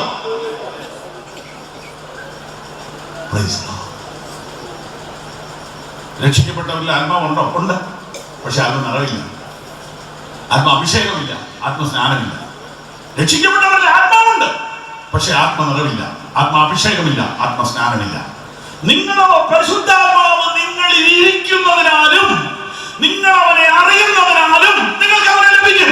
ചുരുക്കി പറഞ്ഞാൽ പരിശുദ്ധാത്മാവിന്റെ അധിവാസം ലഭിച്ചവർക്കാണ് അഭിഷേകം ലഭിക്കുന്നത്. പരിശുദ്ധാത്മാവിനാൽ വീണ്ടും ജനനം പ്രാപിച്ച വിശുദ്ധന്മാർക്കുള്ളതാണ് പരിശുദ്ധാത്മാഭിഷേകം. ഈ രണ്ടാമത്തെ അനുഭവത്തെ കുറിച്ചല്ലേ കർത്താവിൽ പറയുന്നത്. ഇത് നിങ്ങൾ നന്നായി പഠിക്കുകയും ഇതിനുവേണ്ടി പ്രാർത്ഥിക്കുകയും ചെയ്യണം. പരിശുദ്ധാത്മ നിറവ്, ആത്മശക്തി, ആത്മസ്നാനം, ആത്മാഭിഷേകം എന്നിങ്ങനെ വിവിധ പേരുകളിൽ പറയുന്ന കാര്യങ്ങൾക്ക് തമ്മിൽ ചെറിയ ചെറിയ വ്യത്യാസങ്ങൾ പഠിപ്പിക്കുമ്പോൾ കണ്ടെത്താം. എന്നാൽ ആ ഒരു നിറവിന്റെ അനുഭവം വേണ്ട എന്ന് മനസ്സുകൊണ്ട് പറഞ്ഞാൽ നിങ്ങൾക്കത് നഷ്ടമായി പോകും. നിങ്ങളുടെ ക്രിസ്തീയ ജീവിതം ഒരു ഡ്രൈ ആയി പോകും. വിശ്വാസി എന്ന പേരിൽ തുടരാം. ജീവനുള്ളവനെന്ന് നിനക്ക് പേരുണ്ടെങ്കിലും നീ മരിച്ചവനാകുന്നു. ഒരു ഉണങ്ങി ഉണങ്ങി ഉണങ്ങി ഉണങ്ങി ഉണങ്ങി അങ്ങ് പോകും. പ്രാർത്ഥനയിലും ഒരു ജീവനില്ല, വചനധ്യാനത്തിലും ഒരു ജീവനില്ല, വിശുദ്ധ ജീവിതമില്ല, ഫലം കായ്ക്കുന്നില്ല, സുവിശേഷം പറയാൻ താല്പര്യമില്ല. നോക്കൂ, ആത്മനിറവിന്റെ അനുഭവത്തെ കുറിച്ച് കർത്താവ് പറയുന്നത് തീർന്നില്ല. അടുത്ത അധ്യായത്തിൽ എന്താ പറയുന്നത്? 16-ാം അധ്യായം 7 മുതൽ വായിക്കാം. 16-7. എന്നാൽ ഞാൻ നിങ്ങളോട് സത്യം പറയും, ഞാൻ പോകുന്നത് നിങ്ങൾക്ക് പ്രയോജനം. ഞാൻ പോകാഞ്ഞാൽ കാര്യസ്ഥൻ നിങ്ങളുടെ അടുക്കൽ വരികയില്ല. ഞാൻ പോയാൽ അവനെ നിങ്ങളുടെ അടുക്കൽ അയക്കും. അപ്പം യേശുക്രിസ്തുവിന്റെ മരണ പുനരുദ്ധാനത്തിന് ശേഷമേ അത് നടക്കൂ. ക്ലിയറാണ്. അതിൽ നിന്നാണ് ഇങ്ങനെയൊരു പഠിപ്പീര് വന്നത്. യേശുക്രിസ്തുവിന്റെ ശുശ്രൂഷ കാലഘട്ടം തികച്ച് സ്വർഗാരോഹണം ചെയ്ത ശേഷം പിന്നീട് പരിശുദ്ധാത്മാവാണ് സഭയെ നയിക്കുന്നത്. പരിശുദ്ധാത്മാവിന്റെ കാലഘട്ടത്തിലാണ് ഞാൻ നിങ്ങൾ ജീവിച്ചിരിക്കുന്നത്. അതുകൊണ്ട് നമുക്ക് കമ്മ്യൂണിക്കേഷൻ വേണ്ടത് പരിശുദ്ധാത്മാവുമായിട്ടാണ്. നമ്മൾ നിറയേണ്ടതും നടത്തപ്പെടേണ്ടതും നയിക്കപ്പെടേണ്ടതും ശുശ്രൂഷിക്കപ്പെടേണ്ടതും ജീവിക്കുന്നതും എല്ലാം ആത്മാവിലാണ്. നമ്മുടെ ബന്ധം പരിശുദ്ധാത്മാവുമായിട്ടാണ്. പരിശുദ്ധമൊക്കെ ക്ലിയറാ പറഞ്ഞിരിക്കുന്നു. അടുത്ത വാക്യം. പരിശുദ്ധാത്മാവ് വന്ന് പാപത്തെക്കുറിച്ചും നീതിയെക്കുറിച്ചും ന്യായവിധിയെക്കുറിച്ചും ലോകത്തിന് ബോധം വരുത്തും. ആ ലോകത്തിന് നമ്മൾ നടക്കരുത്, അത് നമ്മുടെ കാര്യമല്ല. പരിശുദ്ധാത്മാവ് വന്ന് പാപത്തെക്കുറിച്ചും നീതിയെക്കുറിച്ചും ന്യായവിധിയെക്കുറിച്ചും ലോകത്തിന് ബോധം വരുത്തും. അതെങ്ങനെയാ? ആത്മനിറവുള്ള സുവിശേഷകൻ സുവിശേഷം പ്രസംഗിക്കുമ്പോൾ കേൾവിക്കാരന്റെ അടുക്കൽ പരിശുദ്ധാത്മാവ് ഇടപെട്ട് പാപബോധം ഉണ്ടാക്കും, നീതിബോധം ഉണ്ടാക്കും, ന്യായവിധി ബോധം ഉണ്ടാക്കും. അതെന്തുവാ? അതിപ്പം നമ്മുടെ വിഷയമല്ലാത്തതുകൊണ്ട് അത് ബ്രാക്കറ്റിൽ ഇടുന്നു. അടുത്ത വാക്യം. അവർ എന്നിൽ വിശ്വസിക്കായകൊണ്ട് പാപത്തെക്കുറിച്ചും ഞാൻ പിതാവിന്റെ അടുക്കൽ പോവുകയും നിങ്ങൾ എന്നെ കാണാതിരിക്കുകയും ചെയ്യുന്നത് കൊണ്ട് നീതിയെക്കുറിച്ചും ഈ ലോകത്തിന്റെ പ്രഭു വിധിക്കപ്പെട്ടിരിക്കുന്ന കൊണ്ട് ന്യായവിധിയെക്കുറിച്ചും തന്നെ ഇനിയും വളരെ നിങ്ങളോട് പറവാനുണ്ട്. എന്നാൽ നിങ്ങൾക്ക് ഇപ്പോൾ വഹിപ്പാനും കഴിവില്ല. ശ്രദ്ധിച്ചോ? കർത്താവായ യേശു എന്ന അധ്യാപകൻ ഇവരെ പഠിപ്പിച്ച് പഠിപ്പിച്ച് പഠിപ്പിച്ച് ഒടുവിൽ പറയാ, ഞാൻ നിർത്തി. എന്തുകൊണ്ടാണ്? നിങ്ങൾക്ക് ഗ്രഹിക്കാൻ കഴിയില്ല. എന്താ ഗ്രഹിക്കാൻ ബുദ്ധിമുട്ടുള്ളത്? നന്നായിട്ട് ശ്രദ്ധിക്കണം. വെളിപ്പാട് പുസ്തക വ്യാഖ്യാനമോ ദാനിയേൽ പ്രവചന വിഷയമൊന്നും അല്ല കർത്താവോട് പറഞ്ഞത്. ന്യൂ ടെസ്റ്റ്മെന്റിന്റെ ജീവിതം ശ്രദ്ധിച്ചു. ക്രിസ്തു വിഭാവനം ചെയ്ത ജീവിതം അഥവാ ക്രിസ്തീയ ജീവിതം, അതിൻ്റെ ഉപദേശങ്ങൾ പറഞ്ഞ് പറഞ്ഞ് പറഞ്ഞ് പറഞ്ഞ് പഠിപ്പിക്കേണ്ടതല്ല. അതിന് ഒരു പവറും കൂടെ വേണം. ഇനി വളരെ പറയാനുണ്ട്, പക്ഷെ നിങ്ങൾക്ക് മനസ്സിലാവില്ല. അതുകൊണ്ട് ഞാൻ വേറൊരു വഴി കണ്ടിട്ടുണ്ട്. വായിച്ചു. സത്യത്തിന്റെ ആത്മാവ് വരുമ്പോഴോ അവൻ നിങ്ങളെ സകല സത്യത്തിലും വഴി നടത്തും. മനസ്സിലായോ? ഞാൻ നിങ്ങളോട് പറയാനും പഠിപ്പിക്കാനും ആഗ്രഹിച്ച കാര്യം അതെന്തുവാ? ഗിരിപ്രഭാഷണത്തിലൊക്കെ പറഞ്ഞിരിക്കുന്ന കാര്യമാണേ. മറ്റുള്ളവർ നിങ്ങൾക്ക് ചെയ്യണമെന്നുള്ളത് നിങ്ങൾ അവർക്ക് ചെയ്യുകയും, നിങ്ങൾ ഭൂമിയുടെ ഉപ്പാണ്, ലോകത്തിന്റെ വെളിച്ചമാണ്. ഗിരിപ്രഭാഷണത്തിന്റെ തിയോളജി എത്ര ഭയങ്കരമാണ്! ഇത് മനുഷ്യനെ കൊണ്ട് പ്രാക്ടിക്കലാക്കാൻ പറ്റും. പുതിയ നിയമത്തിന്റെ ജീവിതം ജീവിക്കണമെങ്കിൽ പുതിയ നിയമത്തിന്റെ ശക്തി പ്രാപിക്കണം. ഇനി വളരെ പറയാനുണ്ട്, പക്ഷെ പറഞ്ഞ് നിങ്ങളെ അതിലോട്ട് കൊണ്ടുപോകാൻ പറ്റില്ല. പരിശുദ്ധാത്മാവ് വന്ന് നിങ്ങളെ അതിനകത്തോട്ട് കൊണ്ടുപോകണം. പരിശുദ്ധാത്മാവ് വരുമ്പോൾ നിങ്ങളെ പഠിപ്പിക്കുമെന്നാണോ പറഞ്ഞേ? അല്ല, വഴി നടത്തുമെന്നാ പറഞ്ഞത്. സകല സത്യത്തിൽ. ഏതാ ഈ സകല സത്യം? ഞാൻ നിങ്ങളോട് പറയാൻ ആഗ്രഹിച്ച സത്യം, മറ്റുള്ളവരെ തങ്ങളെക്കാൾ ശ്രേഷ്ഠരെന്നെണ്ണുന്ന സത്യം, ക്ഷമിക്കുന്ന സത്യം, സ്നേഹിക്കുന്ന സത്യം, സഹിക്കുന്ന സത്യം, ക്രൂശിക്കപ്പെടുന്ന സത്യം, നിത്യതയ്ക്ക് വേണ്ടി സമ്പാദിക്കുന്ന സത്യം, സുവിശേഷത്തിന് വേണ്ടി പോകുന്ന ആ സത്യം, സകല സത്യത്തിലും ഒരു പ്രസംഗ സ്റ്റേജിൽ ഇതിൽ കൂടുതൽ പറഞ്ഞു പഠിപ്പിക്കാൻ പറ്റത്തില്ല. ഞാൻ എന്നാലും ഒന്നുകൂടി ഒന്ന് പറഞ്ഞോട്ടെ. പുതിയ നിയമത്തിന്റെ ജീവിതം നയിക്കാൻ, അതായത് ഒരു ഭക്തൻ എഴുതിയിരിക്കുന്ന ഒരു വാചകം പറഞ്ഞാൽ മനസ്സിലാവും. ക്രിസ്ത്യ ജീവിതം നയിക്കാൻ ക്രിസ്തുവിനെ കൂടെ വിട്ടു.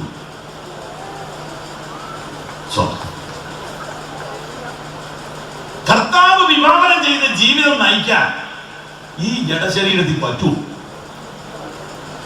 അതിന് നിങ്ങളെ സഹായിക്കുന്ന ഒരു ആത്മശക്തി തരാവുന്ന, ഇതാണ് വിഷയം. സ്തോത്രം. ലോകത്തിൽ എവിടെ പോവുകയാണെങ്കിലും നിങ്ങൾ ഓക്സിജൻ കൊണ്ടുപോകണം, പക്ഷെ ചന്ദ്രനിൽ പോകുന്നവര് അതും കൂടെ കൊണ്ടാവണം. ക്രിസ്തീയ ജീവിതം നയിക്കാൻ നിങ്ങൾക്ക് പരിശുദ്ധാത്മാഭിഷേകം അത്യാവശ്യമാണ്. ഇതാ പറഞ്ഞതിന്റെ അർത്ഥം. ഇനി വളരെ നിങ്ങളോട് പറയാനുണ്ട്, പക്ഷെ നിങ്ങൾക്ക് ഗ്രഹിക്കാൻ കഴിയില്ല. പ്രിയപ്പെട്ടവരെ, ഞാൻ ഈ പറയുന്നത് ഒരു 4-5 മണിക്കൂർ ധ്യാനിച്ച് നിങ്ങൾ ഗ്രഹിക്കണം. എന്താ ഈ പറയുന്നത്? ക്രിസ്തു ഉദ്ദേശിച്ച ജീവിതം എന്റെ ജഡത്തിൽ നടക്കണമെങ്കിൽ ആത്മശക്തി ഇല്ലാതെ പറ്റുകയില്ല.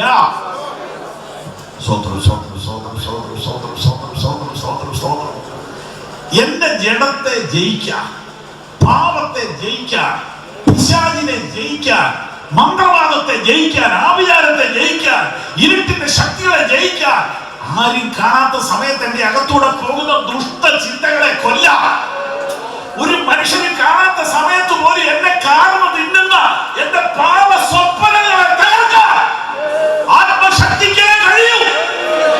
എനിക്കൊരു വെള്ള ഉടുപ്പ് വിട്ട് ക്ലീൻ ഷേവ് ചെയ്ത് നിങ്ങളുടെ മുമ്പിൽ ഭക്തനാകാം, പക്ഷെ ദൈവ മുമ്പിലല്ല ഞാൻ പറയുന്നത്, എന്റെ മുമ്പിൽ എനിക്ക് ഭക്തനാകാൻ വിഷമം.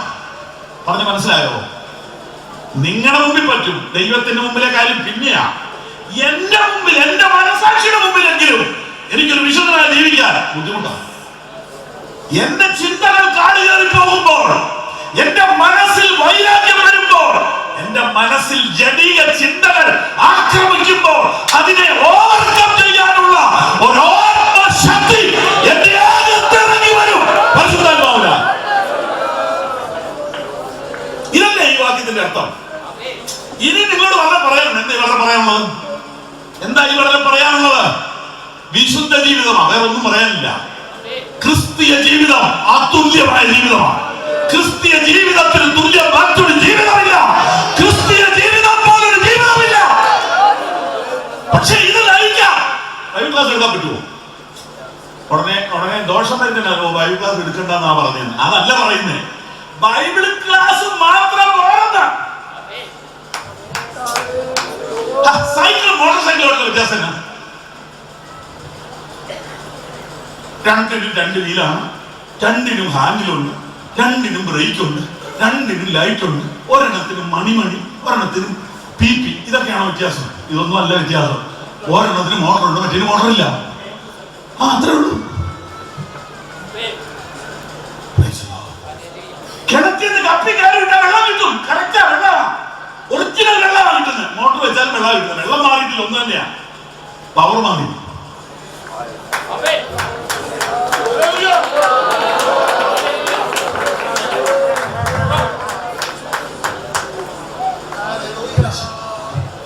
ആത്മനിറവില്ലാത്ത ഒരാളെ ഒന്ന് പ്രാർത്ഥനയ്ക്ക് ഇരുത്തിക്കേ. പുള്ളി ഇരുന്ന് ഇങ്ങനെ ഞെരുവിലി കൊള്ളുന്നതാണ്. ഞരമ്പെല്ലാം വലിഞ്ഞു മുറുകി, കൈക്ക് വേദന, മുട്ടിന് വേദന, നടുവിന് വേദന. അഭിഷേകത്താൽ നിറയപ്പെട്ട 8 മണിക്കൂറോ 10 മണിക്കൂറോ പ്രാർത്ഥിച്ചാലും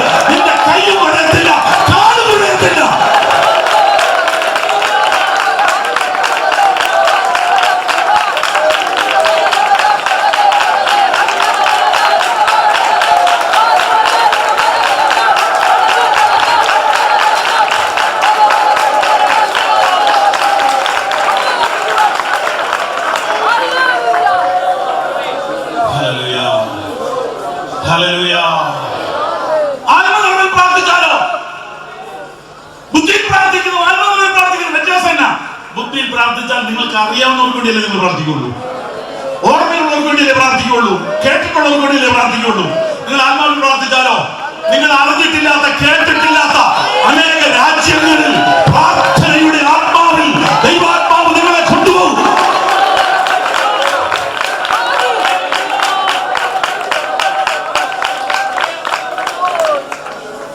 അങ്ങനെ വരുമ്പോഴാണ് ക്രിസ്ത്യ ജീവിതം ഭാഗ്യം ഭാഗ്യം എന്നതൊന്ന് പാടാൻ പറ്റും. എന്റെ പ്രിയപ്പെട്ടവരെ, ഇത് തള്ളിക്കളയരുതേ. ഇല്ല, ഞാൻ ഈ സൈക്കിളെ പതുക്കെ ചവിട്ടിയെന്ന് വന്നോളാം, മോട്ടോർ സൈക്കിളെ നിങ്ങൾ പൊക്കോ എന്നാ പറയുന്നെങ്കിൽ എനിക്കൊന്നും പറയാനില്ല. അല്ല, ഇങ്ങനെ പോയാൽ നരകത്തിൽ പോകും, അതൊക്കെ നമുക്ക് പിന്നെ തീരുമാനിക്കാം. നരകത്തിൽ പോകാനിരിക്കാനല്ല ഇപ്പം ഇത് പറയുന്നത്, കർത്താവിന് നിങ്ങൾ പ്രയോജനപ്പെടാൻ. കോളേജിൽ പോകുന്ന കൊച്ചിനോട്, എടാ നീ ഇങ്ങനെ ക്ലാസ് മുടക്കി സിനിമയ്ക്ക് പോകാതെ പോയാൽ ഞാൻ തോറ്റു പോകുമോ? തോക്കാതിരിക്കാനാണോ നീ കോളേജിൽ പോണത്? തോക്കാതിരിക്കാനാണോ കോളേജിൽ പോണത്? അതോ ഒരു നല്ല നിലയിൽ എത്താനാണോ? എന്നെ പറഞ്ഞ ഈ വിശ്വാസത്തിൽ വന്നിട്ട് നരകത്തിൽ പോണ കാര്യം അവിടെ നിൽക്കട്ടെ. ഇങ്ങനെ ജീവിച്ചാൽ മതിയോ? ഇങ്ങനെ ഏന്തി വലിഞ്ഞ് ഉന്തി തള്ളി ഒരു ക്രിസ്ത്യ ജീവിതം നയിക്കണ്ട. തുള്ളി ചാടി സന്തോഷത്തോടെ പിശാചിന്റെ മേൽ ജയത്തിന്റെ കൊടി നാട്ടുന്ന ഒരു വിജയത്തിന്റെ ജീവിതം നയിക്കാൻ.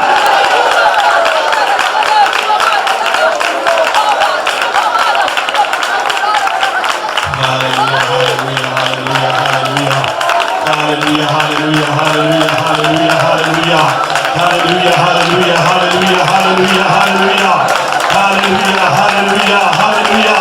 വായത്തോടെ പ്രാർത്ഥിച്ചോ. ദൈവത്തെ സ്തുതിക്കുന്നവർക്ക് സ്തുതിക്കാം, കരങ്ങൾ അടിക്കുന്നവർക്ക് കരങ്ങൾ അടിക്കാം, പതുക്കെ പ്രാർത്ഥിക്കുന്നവർക്ക് പതുക്കെ പ്രാർത്ഥിക്കാം. നിങ്ങൾക്ക് ദൈവം നമ്മ മുഴുവൻ ശബ്ദം ഉയർത്തി ശക്തിയോടെ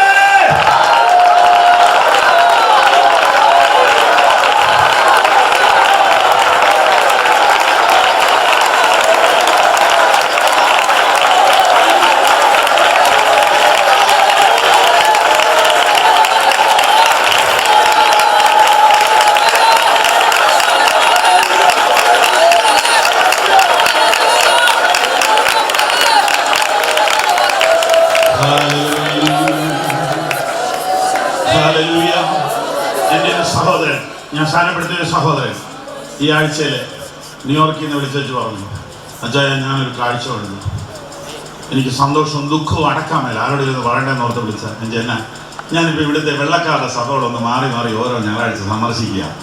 ഞാൻ ന്യൂയോർക്കിൽ താമസിക്കാൻ കുറേ പോലെ ആയെങ്കിലും കാണാത്തൊരു ചർച്ച് കണ്ടു, ഒരു പഴയ പെന്തക്കോസ്ത് ചർച്ച്.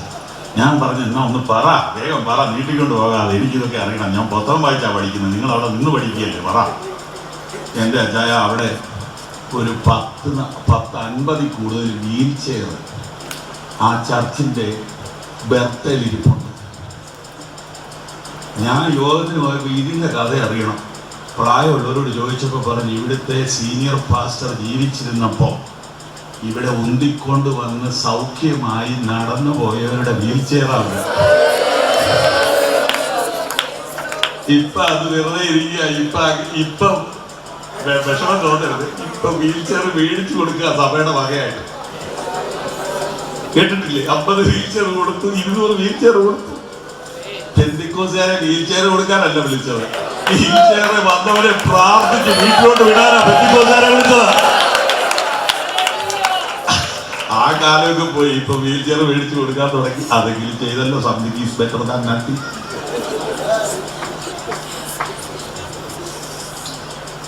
ഏതാ 100 വീൽ ചെയർ കൊടുക്കുന്ന വീഡിയോ എടുത്ത് നമ്മൾ സന്തോഷിക്കുക.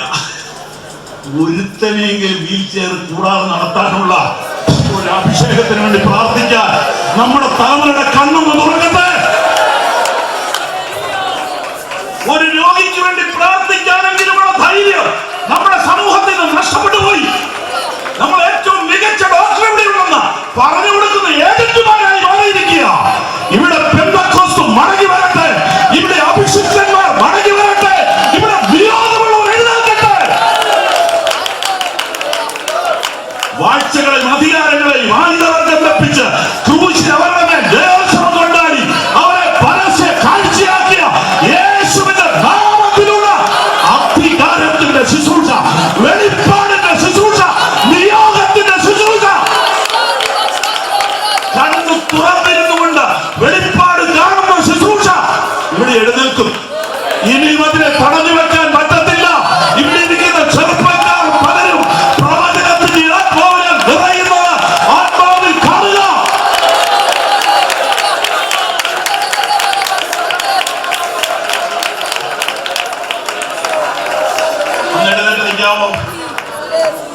പഴയ പാട്ടിന്റെ രണ്ടടി നമുക്ക് ചേർന്ന് പാടാം. സമയമനുസരിച്ച് ദേവദാസന്മാർ യോഗം നിർത്തിക്കോളൂ. ക്രിസ്ത്യ ജീവിതം പോൽ ഭാഗ്യം പാരിലെന്നുള്ളൂ. ക്രിസ്ത്യ ജീവിതം പോൽ ഭാഗ്യം പാരിലെന്നുള്ളൂ. ക്രിസ്തീയ ജീവിതം പോലെയുള്ളൊരു ക്രിസ്തീയ ജീവിതം പോലെയുള്ളൊരു മകൻ ഭാഗ്യമാം ജീവിതം പാരിലെന്നുള്ളൂ. മകൻ ഭാഗ്യമാം ജീവിതം പാരിലെന്നുള്ളൂ. ക്രിസ്ത്യ ജീവിതം പോൽ ഭാഗ്യം പാരിലെന്നുള്ളൂ. ക്രിസ്ത്യ ജീവിതം പോൽ ഭാഗ്യം പാരിലെന്നുള്ളൂ. ഓ പരിഹാസം ചൊല്ലി ശത്രു വരുമ്പോൾ, പരിഹാസം ചൊല്ലി ശത്രു വരുമ്പോൾ, സ്തോത്രം പാടി ആശ്വസിപ്പാൻ ശക്തി നൽകുന്ന, സ്തോത്രം പാടി ആശ്വസിപ്പാൻ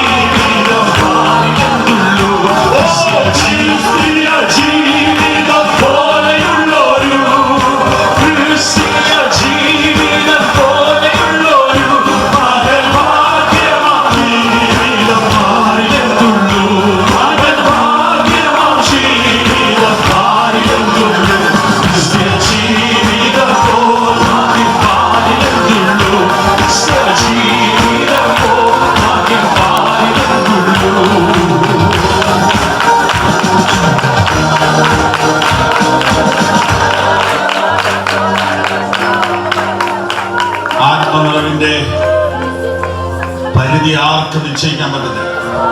ദൈവം ഒരു കാലഘട്ടത്തിൽ ചെയ്ത പോലെയല്ല അടുത്ത കാലഘട്ടത്തിൽ ചെയ്യുന്നത്. അവൻ പുതിയത് ചെയ്യാൻ ആഗ്രഹിക്കുന്നു. ഇന്ന് അടുത്തൊരു അളവ് പ്രാപിക്കാൻ, ആത്മനിറവിന്റെ അടുത്തൊരു ലെവൽ പ്രാപിക്കാൻ കൊതിക്കുന്നവർ കൈ ഉയർത്തി പിടിച്ചാണ്.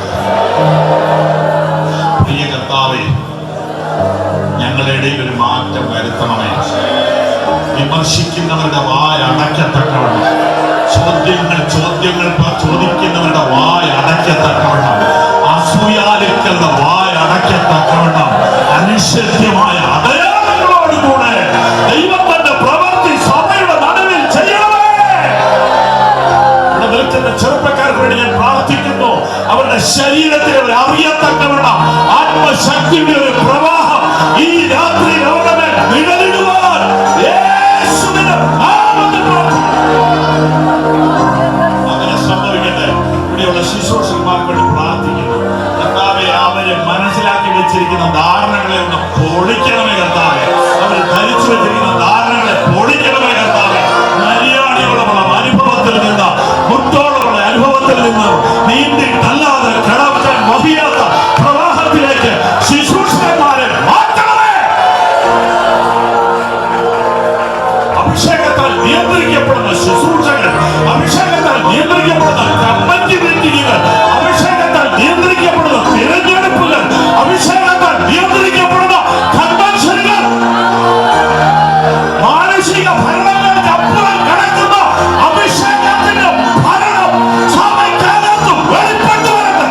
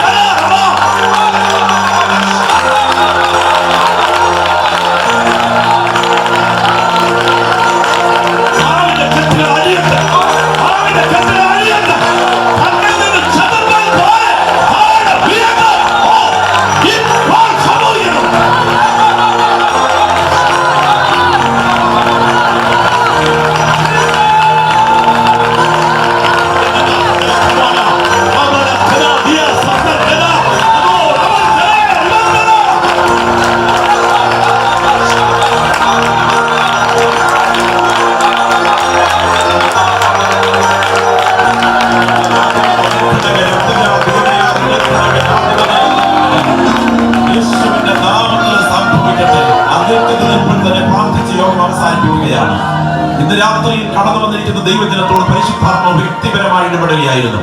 പ്രിയപ്പെട്ടവരെ, നിങ്ങൾക്ക് കണ്ണു തുറന്ന് നോക്കിയാൽ ഒരു വിഷയം കാണാം. നമ്മുടെ ഇടത്തും വലത്തുമായി നിരവധി ചെറുപ്പക്കാർ നമ്മോടൊപ്പം ഇന്ന് രാത്രി കോമ്പൗണ്ടിലുണ്ട്. 12 വയസ്സിനും 25 വയസ്സിനും ഇടയിൽ പ്രായമുള്ള 28 നമ്മുടെ സഭകളിലെയും ചെറുപ്പക്കാരെ വിളിച്ചുകൂട്ടി അവർക്ക് വേണ്ടി ആത്മസ്നാനത്തിനുള്ള ഒരു പ്രത്യേക ആത്മീയ ശുശ്രൂഷയായി അടുത്ത ഓരോ സെക്ഷനുകളും വേർതിരിച്ചിരിക്കുകയാണ്. സകല ദൈവമക്കൾ കരങ്ങൾ ഉയർത്തി പ്രാർത്ഥിക്കട്ടെ. അതിന്റെ തുടക്കത്തിന്റെ തീ ഇവിടെ കത്തി കഴിഞ്ഞു. ആത്മാവിന്റെ തീ ഇവിടെ വ്യാപരിച്ചു കൊണ്ടിരിക്കുന്നു. വലിയൊരു ദൈവപ്രവൃത്തി നടക്കാൻ തുടങ്ങുന്നു. കർത്താവിന് സ്തോത്രം. നാളെ രാവിലെ 10 മുതൽ 1 മണി വരെ ഒരു സെക്ഷൻ, 2 മുതൽ 4 വരെ രണ്ടാം സെക്ഷൻ, 7 മുതൽ 5:30 മുതൽ 9 വരെ മൂന്നാം സെക്ഷൻ. ആത്മസ്നാനത്തിന്റെയും കൃപാവരത്തിന്റെയും ദൈവിക യോഗങ്ങളുടെയും പ്രവചനാലോചനകളുടെയും സമയമായി അടുത്ത സമയങ്ങൾ വേർതിരിക്കപ്പെടുകയാണ്. ദൈവജനം ഒരുമിച്ച് ആത്മാവിൽ പ്രാർത്ഥിക്കുക. വർണ്ണാഭിഷൻ നമുക്ക് വേണ്ടി ഫ്രീ ആയി ഇത് ലോകത്തിലെ ഏത് ഭാഗത്ത് നിന്ന് നിരീക്ഷിക്കത്തക്ക വിധത്തിൽ ലൈവ് സ്ട്രീമിംഗ് നടത്തിക്കൊണ്ടിരിക്കുന്നു. പ്രിയപ്പെട്ടവരെ ഓർത്ത് ഞാൻ ദൈവത്തിന് സ്തോത്രം ചെയ്യുന്നു. കർത്തൃദാസന്മാരെല്ലാവരും നിലവിലെ യോഗത്തിന്റെ സമയത്തിന് അരമണിക്കൂർ മുൻപ് ഈ വേദിയിൽ എത്തിച്ചേർന്ന ക്രമീകരണങ്ങൾ സഹകരിക്കാൻ ഓർപ്പിക്കുന്നു. മാതാപിതാക്കൾ കുഞ്ഞുങ്ങളുമായി എല്ലാവരുമായി ഒരുമിച്ച് രാവിലെ തന്നെ എത്തിച്ചേരുക. എല്ലാവർക്കും തലകളെ വണക്കാം, നമ്മുടെ കണ്ണുകളെ അടയ്ക്കാം, പ്രാർത്ഥിക്കാം. അനുഗ്രഹീതമായ ആത്മീക ശുശ്രൂഷ ഇന്ന് രാത്രിയിൽ നിർവഹിച്ച കർത്തൃദാസന്മാരെ ഓർത്ത് സ്തോത്രം ചെയ്യാം. കർത്താവിന്റെ ദാസൻ പാസ്റ്റർ പി വി വർഗീസ്, ഡിസ്ട്രിക്റ്റിന്റെ വൈസ് പ്രസിഡന്റായി സേവനമനുഷ്ഠിക്കുന്ന ബഹുമാന്യ കർത്തൃദാസൻ മുൻപോട്ട് കടന്നു പ്രാർത്ഥിച്ച് ആശീർവാദം പറഞ്ഞ് ഈ യോഗം അവസാനിപ്പിക്കും. നമുക്ക് പ്രാർത്ഥിക്കാം. പരിശുദ്ധനായ ദൈവമേ, സ്വർഗ്ഗീയ പിതാവേ, ഇന്ന് രാത്രി കാലം നിങ്ങളോട് സംസാരിച്ചതിനായ സ്തോത്രം. ദാഹിക്കുന്നവരെല്ലാവരുടെ അടുക്കൽ വന്ന് കുടിക്കട്ടെ. തിരുവെടുത്ത് പറയുമ്പോൾ എന്റെ വിശുദ്ധ തിരുവെടുത്ത് പറയുമ്പോൾ ജീവജലം നിന്ന് ഒഴുകും. കർത്താവേ സ്തോത്രം. ഈ ദിവസങ്ങൾ വലിയ ആത്മപ്രവാഹം ഇവിടെ ആയിരിക്കുവാൻ പോകുകയാൽ ഞങ്ങൾ ദൈവത്തെ സ്തുതിക്കുന്നു. തോട്ടം നനയ്ക്കുവാൻ ഒരു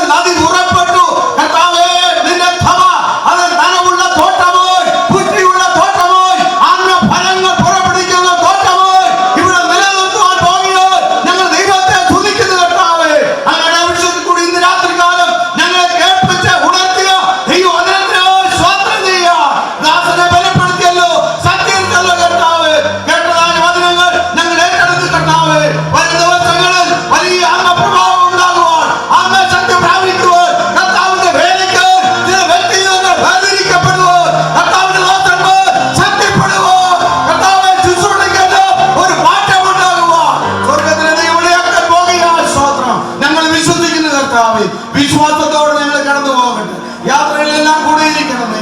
ഭവനത്തിൽ ക്ഷേമത്തോടെ എത്തിക്കുമാറാകണമേ. വരും ദിവസങ്ങളിലെ രോഗങ്ങളെല്ലാം അനുഗ്രഹമാക്കി തീർക്കണമേ. കർത്തദാസന്മാരെല്ലാവരും ശക്തീകരിച്ചാട്ടെ. പ്രാർത്ഥന കേട്ടതിനായി സ്തോത്രം.